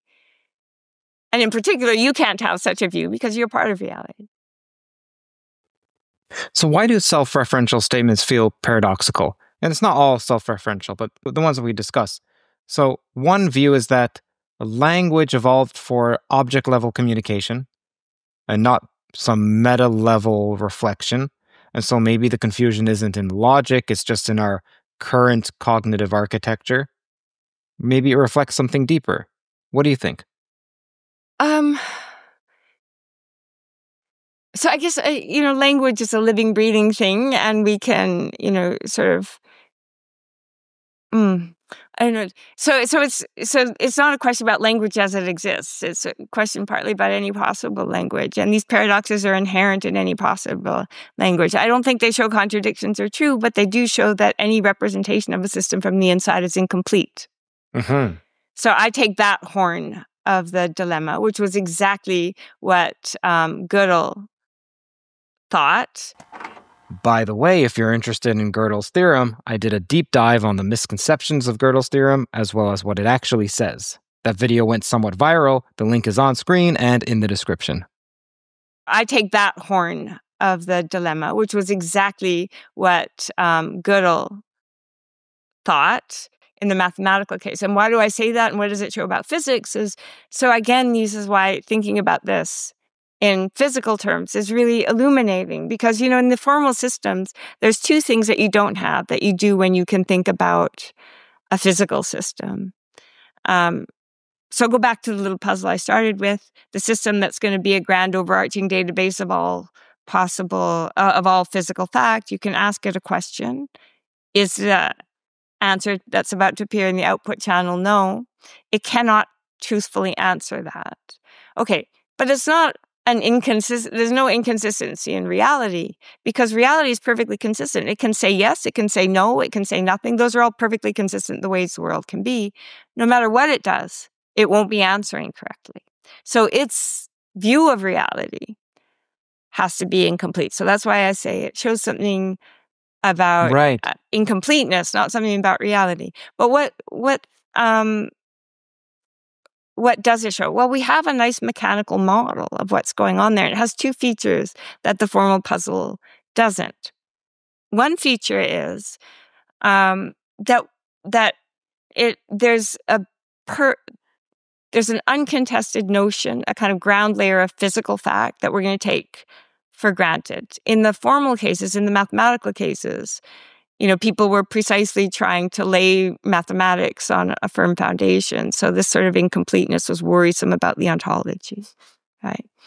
But the second thing is the role of time. So you're not in any way inclined to think that reality is inconsistent, because you see, well, I can just wait a minute and answer that question truthfully. So it's not a problem about the fact. Right? So I think the right way to think of this is, at any given time, for us, for systems in the world, reality is incomplete. Mm-hmm. That is, our view of the world can't be complete, because reality isn't yet complete, so to speak. Right? Because anything I try to add to it now is going to be anything I say right now is going to add to reality in a way that's going to undermine the description I just gave of it. I see. So I think, the right thing to say here is reality is perfectly consistent, but if your system inside reality, your view of reality has to be incomplete on pain of saying something false. So on pain, not logical inconsistency, but on pain of inconsistency with fact. And how are you supposed to understand that? It's in the most mundane way. And, we can create this sort of negative interference, is the term that I use for it, between what you're saying and what you're doing. And because you're part of reality, no matter what you do here, if it disagrees with what you say, it's going to make what you said false. So we're finding the point where you're representing reality from inside. And what you're doing is what you're saying. So you're finding the fixed point in the representation relation, and you're creating negative interference between what you're doing and what you're saying. That's formally the way to describe what you're doing. Is I can always find a question you can't answer truthfully, because in the very act of answering it, you're going to be doing something that undermines what you said. But if you look at all of the formal puzzles too, that's what you're doing with Turing incompleteness. You're saying, okay, you think you have a general method for answering all questions. Let me find a question where you can't answer it without doing the opposite of what you're saying, namely halting, if and only if you don't halt. So they all find that spot where there's a fixed point in the representation relation, and they create negative interference. So in your account of free will, I want to get back to that. What makes you say that you made a choice, rather than the next event happened? You see what I mean? Like, Yeah, you could say, yeah. I made the choice, or we can just say, well, the next event occurred. And there's Right. nothing about choice making. It just happened. Okay, so that was one question, and we're going to get to that. Like, Okay. I just want to say my second question before it escapes Sure, me. yeah. Is consciousness required for free will? Because the account that you described of free will seems to also describe my computer. My computer can do something that makes itself across time, and then I can imagine it making choices, and then we would say the computer has free will. From my understanding of what you've described as free will. So we'll start with the first question about what is it that makes you make that choice, or makes you say that you made the choice, and then consciousness. Good. Okay. So again, this goes back to what am I? What is a choice? And what is it that makes me say that I made it? It's all the things I said before. A choice is something that, when it comes from me in all of the senses that I care about, is something that, draws on my hopes and dreams and memories and fears and,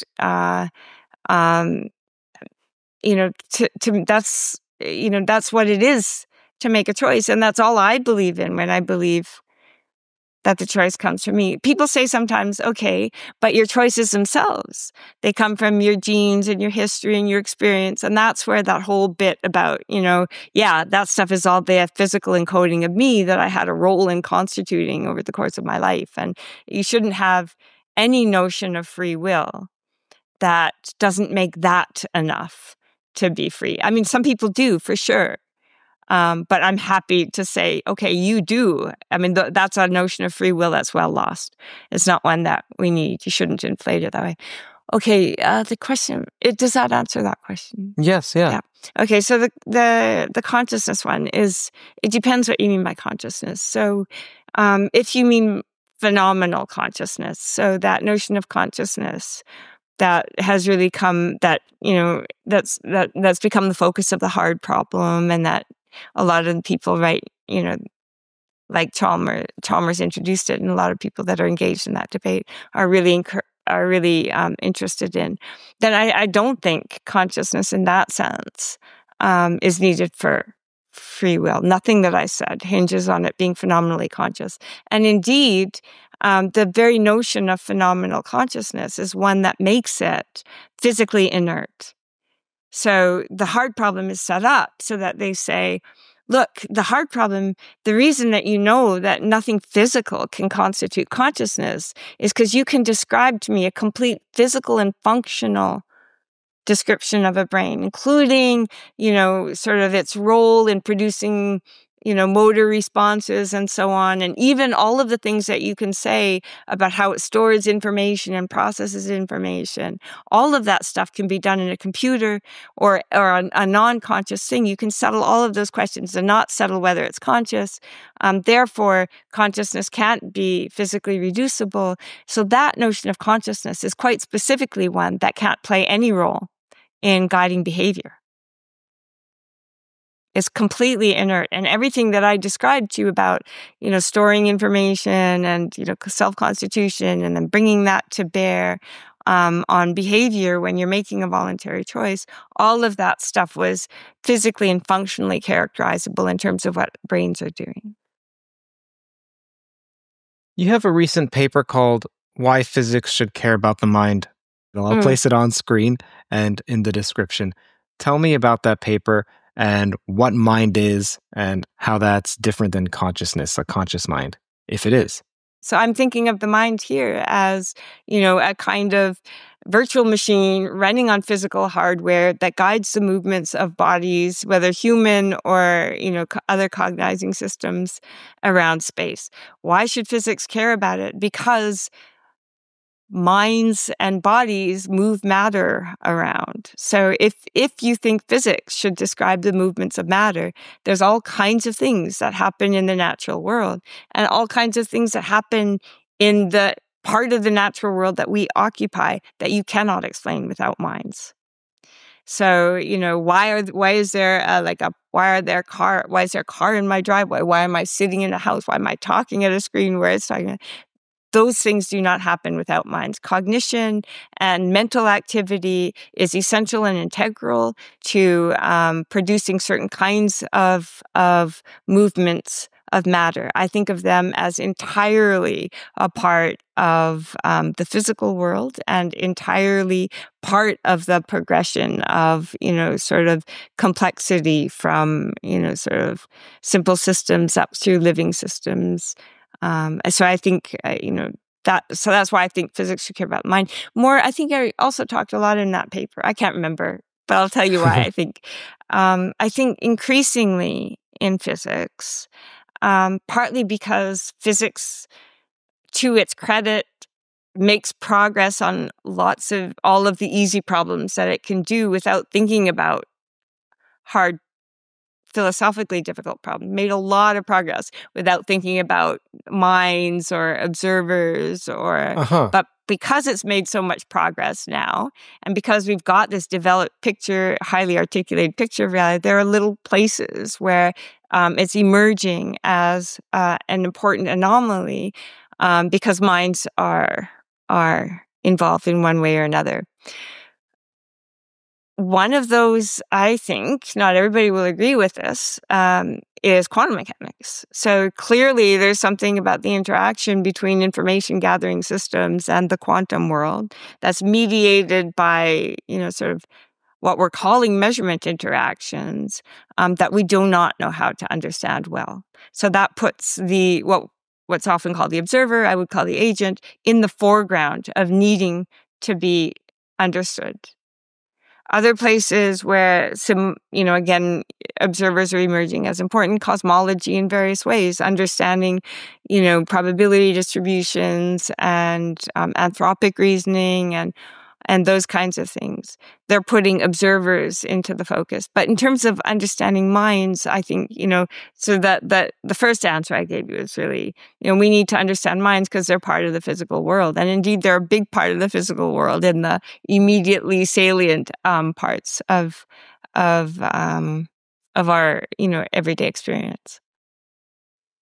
Tell me more about why you say agent and not observer. Because it really matters that we're not just looking passively at reality, but actively using information to move ourselves around, but also to manipulate our environments. So if all we had were passive observers, also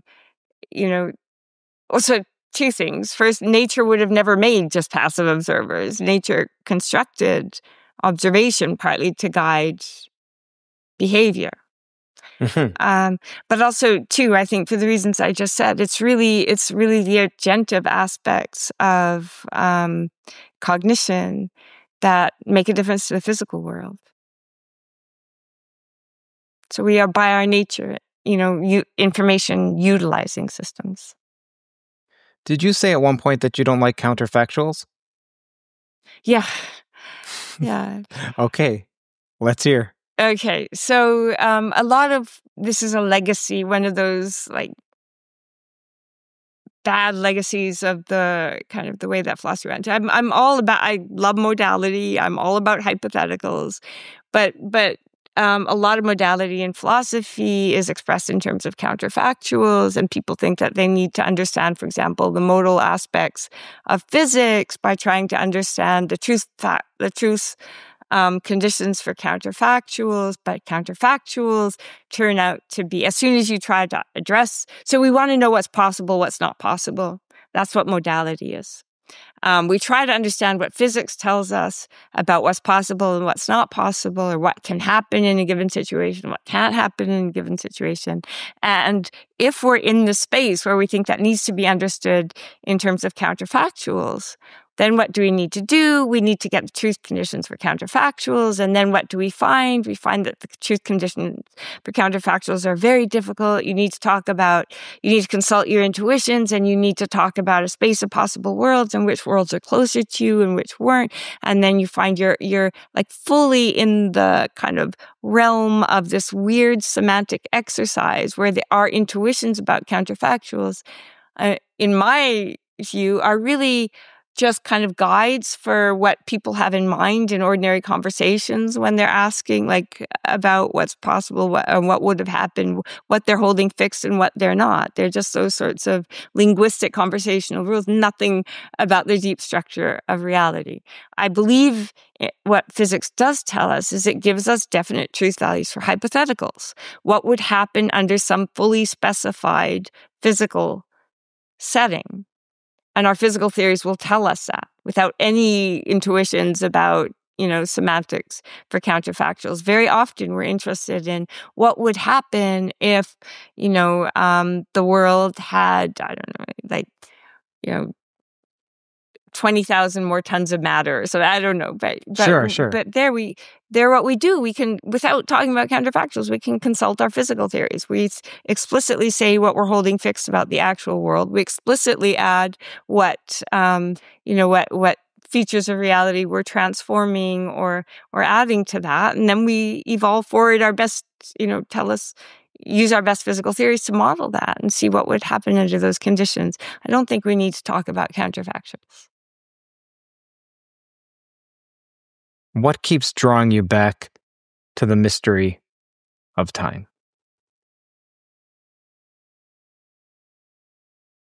I think because it's a mystery. I mean, I think it's so first, it's a really beautiful topic. So it's one of those topics that it's not just physics. It runs through every single field. So, you talk to physicists, you talk to a biologist, you talk to a historian, you talk to someone writing novels, you talk to a human being, all of them. As if the previous weren't human beings. Oh, yeah. No, sorry. Biologists aren't human beings. Yeah. Historians, yeah. But you know what I mean? Like someone who's none of those I've met things. some who it was tricky to discern. But like time is just a topic that runs through like every field of human inquiry, but also just through, human life. So I think it's one of these unifying topics that at once, sort of unifies, but also distinguishes, the ways in which these fields of inquiry are organized. So time to a physicist is something different than time to a biologist, and something different than time to a historian. And I think understanding the relationships between time as it appears in those different fields of human inquiry, and also time, in our everyday experience, is a really, a kind of really fruitful vein to mind for trying to understand kind of, the architecture of the world as a whole. But also just because I think it's I don't know how to, it is a central and very mysterious, I think, thing. It was like a useless answer, but. So earlier when I asked about, does the block universe exist? You rejoined, well, what do you mean exists? Right. And then you'd said, well, exists where? Mm-hmm. And I can't give a space-time location of where the block universe exists because I don't think that would be meaningful. So anything that exists, must it exist in space/time or in space-time? Oh, good. Okay. Yeah, you made exactly the right correction. Yeah. So it's the quantifying over everything rather than over any individual thing that's problematic. So I don't think so. No. I mean, numbers, Sherlock Holmes, God, those are perfectly well-defined ideas, and they don't, at least some of them don't exist in space or time, where the in part is crucial. So, we make references to them from within time, but they don't themselves exist in space or time. I heard you say something about Hermann Weyl, where Hermann Weyl says there's a mountain that's out there and we change our gaze, we cast our eyes, and then it's as if we're revealing properties about this mountain that we're seeing now from different points of view. Whereas time is somehow experienced as coming into existence. Mm. I want you to expand on that. Okay, so I think the quote you probably have in mind is this idea, again, I'm sort of always on the lookout for ways of characterizing kind of the difference between space and time. It is very hard to put your finger on. And that Weil quote was a really nice one. He said, sort of, if we cast our gaze across a landscape, we experience the landscape as a fixed object coming into view in stages. So we think that it's being revealed in our experience in stages, but the object itself is there. Right. They're independently of our gaze. And so the idea is that we don't experience time that way. We don't experience, although, people who defend a block universe often think that we should. I don't think we experience it that way, and I don't think we should. So I'm describing something that I think of as characteristic of the phenomenology and illuminating and revealing to take seriously. But what he says is, when you're you do experience space in that way, but you don't, when you think of the future, think that, the future will come into view. Rather, you experience the future as coming into being as its experience. So it wasn't there already, and now you're just seeing it. It's coming into existence. I think that's right. So I think that's the right way to understand becoming. So that's how we experience time, but is time like that? Good. Okay. So now, in the attempt to say what that might mean exactly, how to characterize that difference is where this idea of interference that I introduced with the self-referential puzzle is helpful. So think of what was going on in the self-referential puzzle. The reason that the machine couldn't truthfully answer whether the word that's about to appear in the output channel was no is, and this is a phrase that I've deliberately developed to describe this phenomenon, I'm going to use it when we come to time, is it can't stabilize the fact that it's trying to describe independently of the description it gives, right? That's crucial to why there's a paradox there. If there were an object there that were detached from the representation, then the object could be correctly described. But it was precisely because those two things were tied together that it couldn't. And so now think about us in time. Okay, we are part of the world. Some of what happens is stuff that we do, right? So that means that there's at least some features of the world that are tied to what we're doing in the here and now, including in particular our representational activity. So it was the fact in the case of the computer that it was producing a representational act that was describing itself that was problematic. So the representational act was tied to what was happening. That was the problematic thing. But we're in the world, we're representing the world. The purest form of self-referential paradoxes that are going to arise are ones that describe our own representational activity, right?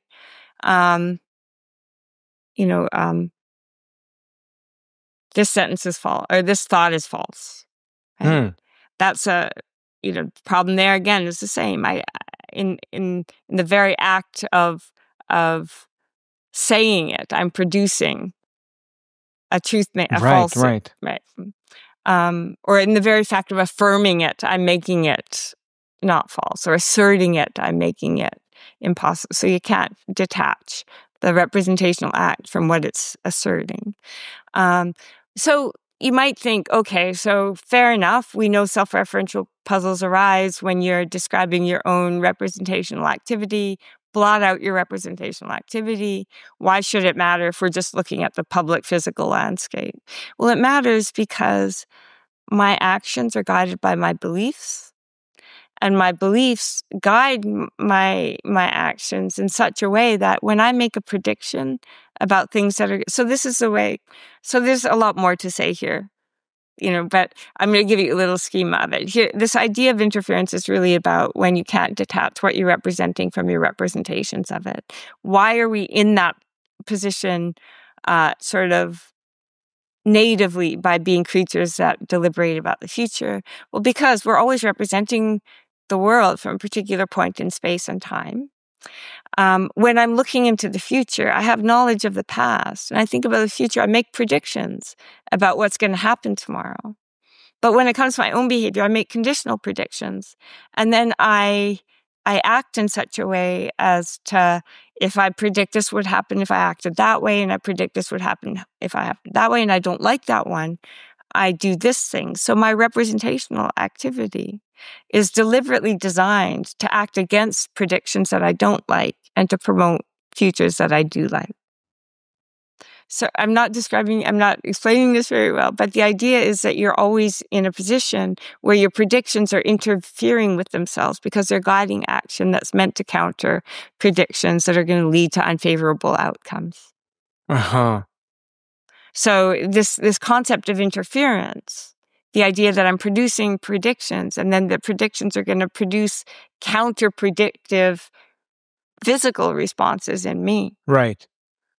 That's kind of the native position of the system that's using information to guide its behavior. Another example of this, think of, sort of poll predictions or stock markets. There, what you have is predictions being made, but then the system is responding to those predictions in a way that... So we're sort of always... That's what a mind is. It generates... That's a great, easy to understand example. Yeah.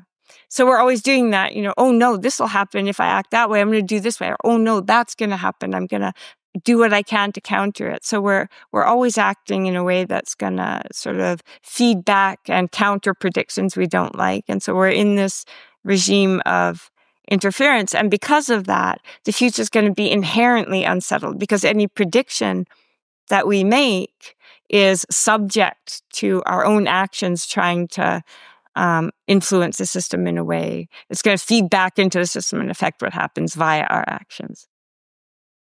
Newcomb's paradox is germane here. So why don't you describe it and then tell us your potential resolution of it? Or if you think it resists being resolved and why. Good. Okay. Yeah. So it's perceptive of you to see this. So I am going to back up a little bit. So there's a lot of apparatus here that I didn't describe, but part of what this apparatus does is it introduces this notion of interference. Okay. And this notion of interference is precisely characterized by this idea that you get this funny phenomenon when you can't stabilize the fact that you're trying to describe independently of the description or prediction that you give of it. Okay. Now, normally, when we're in the position of making decisions, that's what characterizes our relationship, the difference between our relationship to the future and the relationship to the past. My representations of the past are indifferent to how I represent them. My representations of the future aren't, because predictions I make are going to guide my behavior and be subject to being undermined by how I act. Right? So the idea is my representations of the future are, okay. So here's what's weird. And interference, I mean, again, I have a paper on this, but this is partly meant to use the thermodynamic arrow to describe what's different between your relationship to the future and the past in a way that's not merely captured by thinking we know more about the past than we do about the future. It's meant to describe that.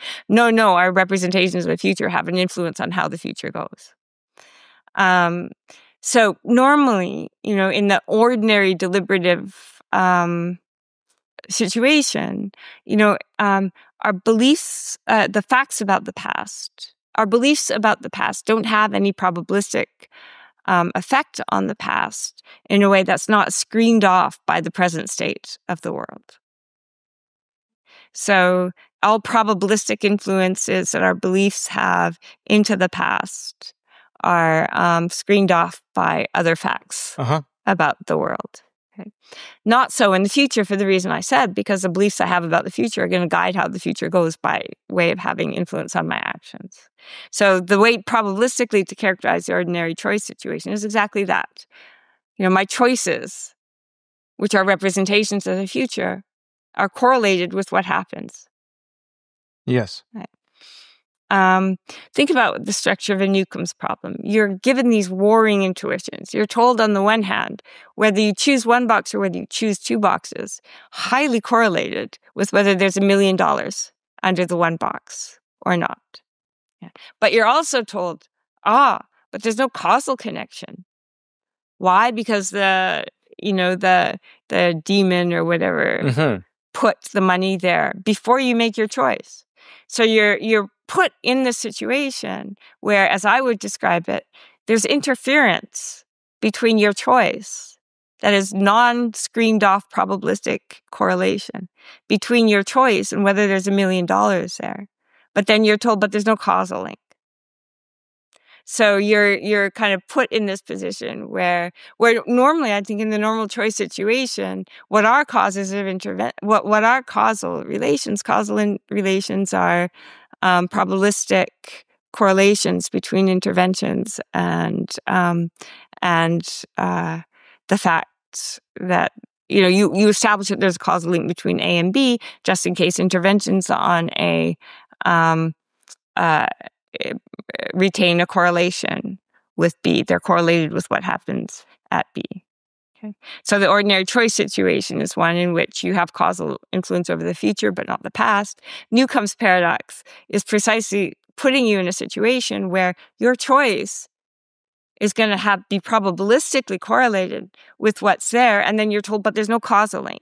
And then intuitions are wheeled in to say, of course there's no causal link because, the choice was made in advance. And so this whole cluster of things that normally conspire together to make you think that the future is, right, subject to your choices and you have an influence over the future, and all causal relations run in that way. They're deliberately fooled with. I want to put interference at the bottom of that. I want to say, what the right way to see this whole cluster, the relationships between this whole cluster of concepts is this. There's always been this mystery about how do we get the direction of causation out of physics. If physics gives you these laws that are temporally symmetric, here's the way to do it. You take the physics, you take the geometry, the matter content, and then you take the thermodynamic error, and then you notice that your own actions are going to have the status for you of interventions in the world. And then you notice that in a situation where there's a thermodynamic arrow, all probabilistic effects of interventions are going to run into the future and leave the past untouched. So that's where causation comes from. Intervention is at the root of it. The asymmetry comes from the thermodynamic gradient. So here's what's going on in Newcomb's paradox. You're given the situation where you're told probabilistic effects of intervention without being given any mechanism. Probabilistic effects of intervention run into the past, but there's no causal link. Now make your choice. It sets up a... Jenann, it's been such a pleasure to speak with you. I can tell that you care not only about me through this conversation, thank you, but to the audience as well, and how simple and clear your explanations are. You're an expert explicator. Thank you so much for spending over 2 hours with me now. It's been really fun. Thank you for having me. Now, one question.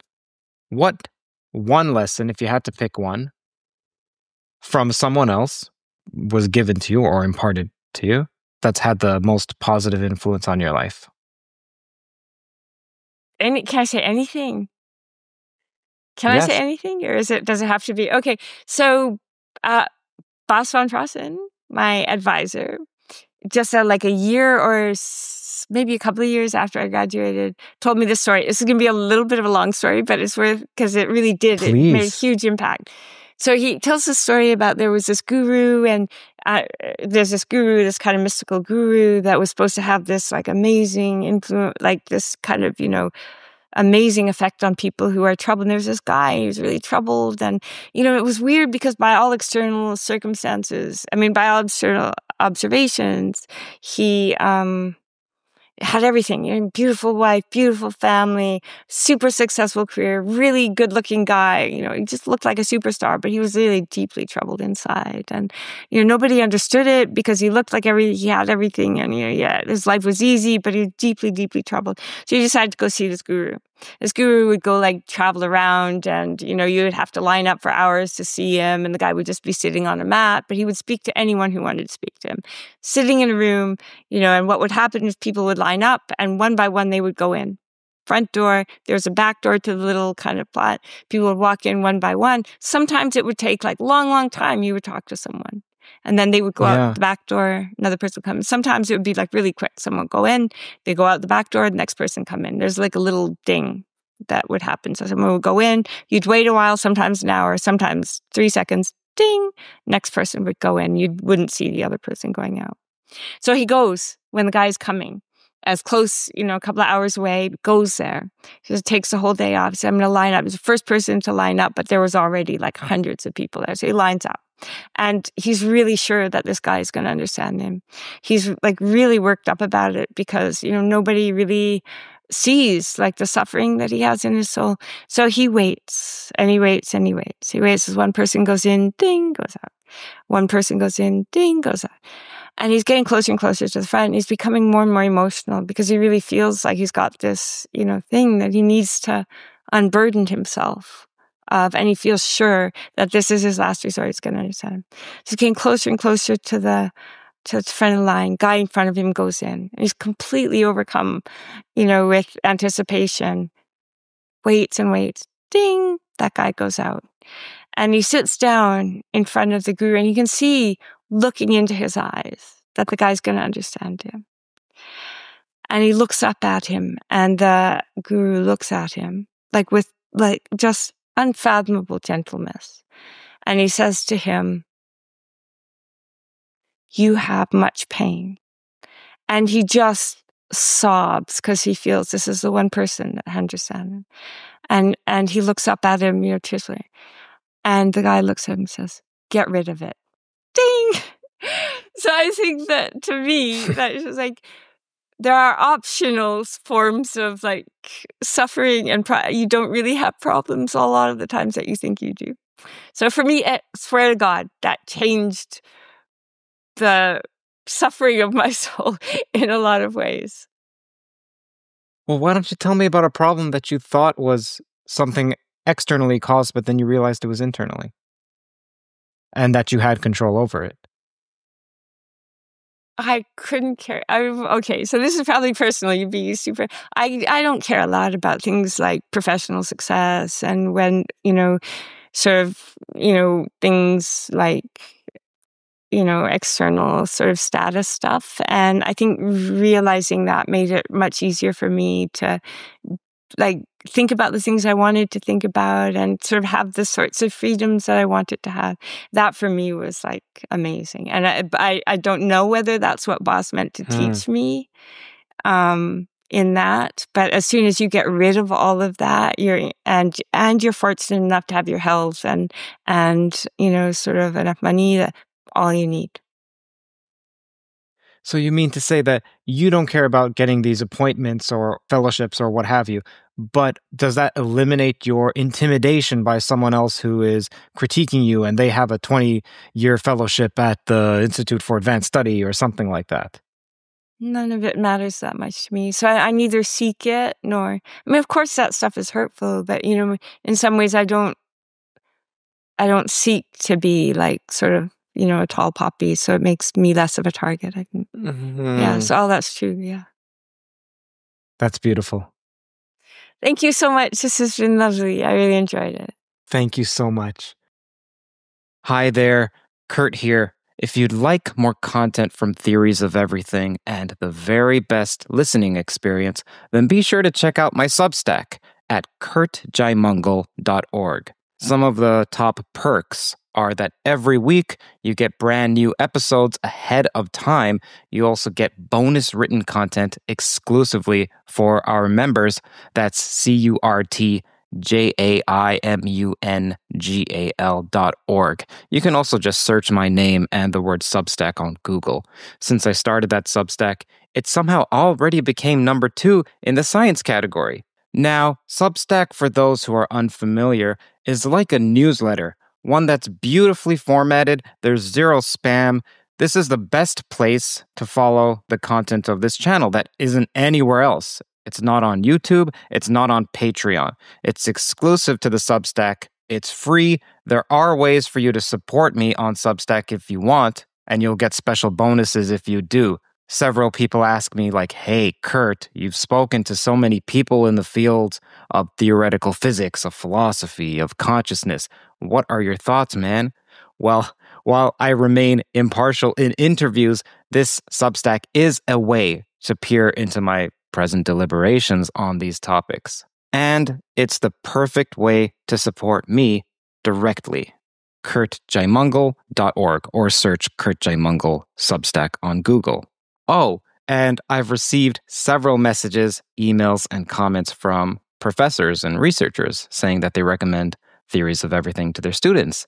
That's fantastic.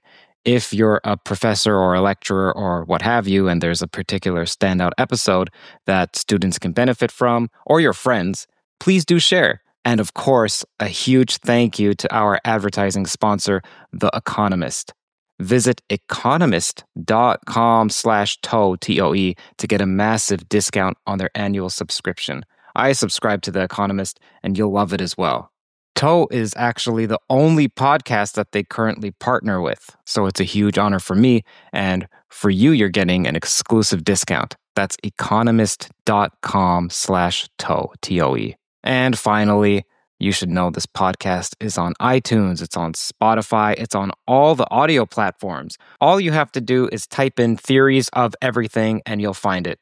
I know my last name is complicated, so maybe you don't want to type in Jaimungal, but you can type in Theories of Everything and you'll find it. Personally, I gain from rewatching lectures and podcasts. I also read in the comment that Toe listeners also gain from replaying. So how about instead you re-listen on one of those platforms like iTunes, Spotify, Google Podcasts, whatever podcast catcher you use. I'm there with you. Thank you for listening.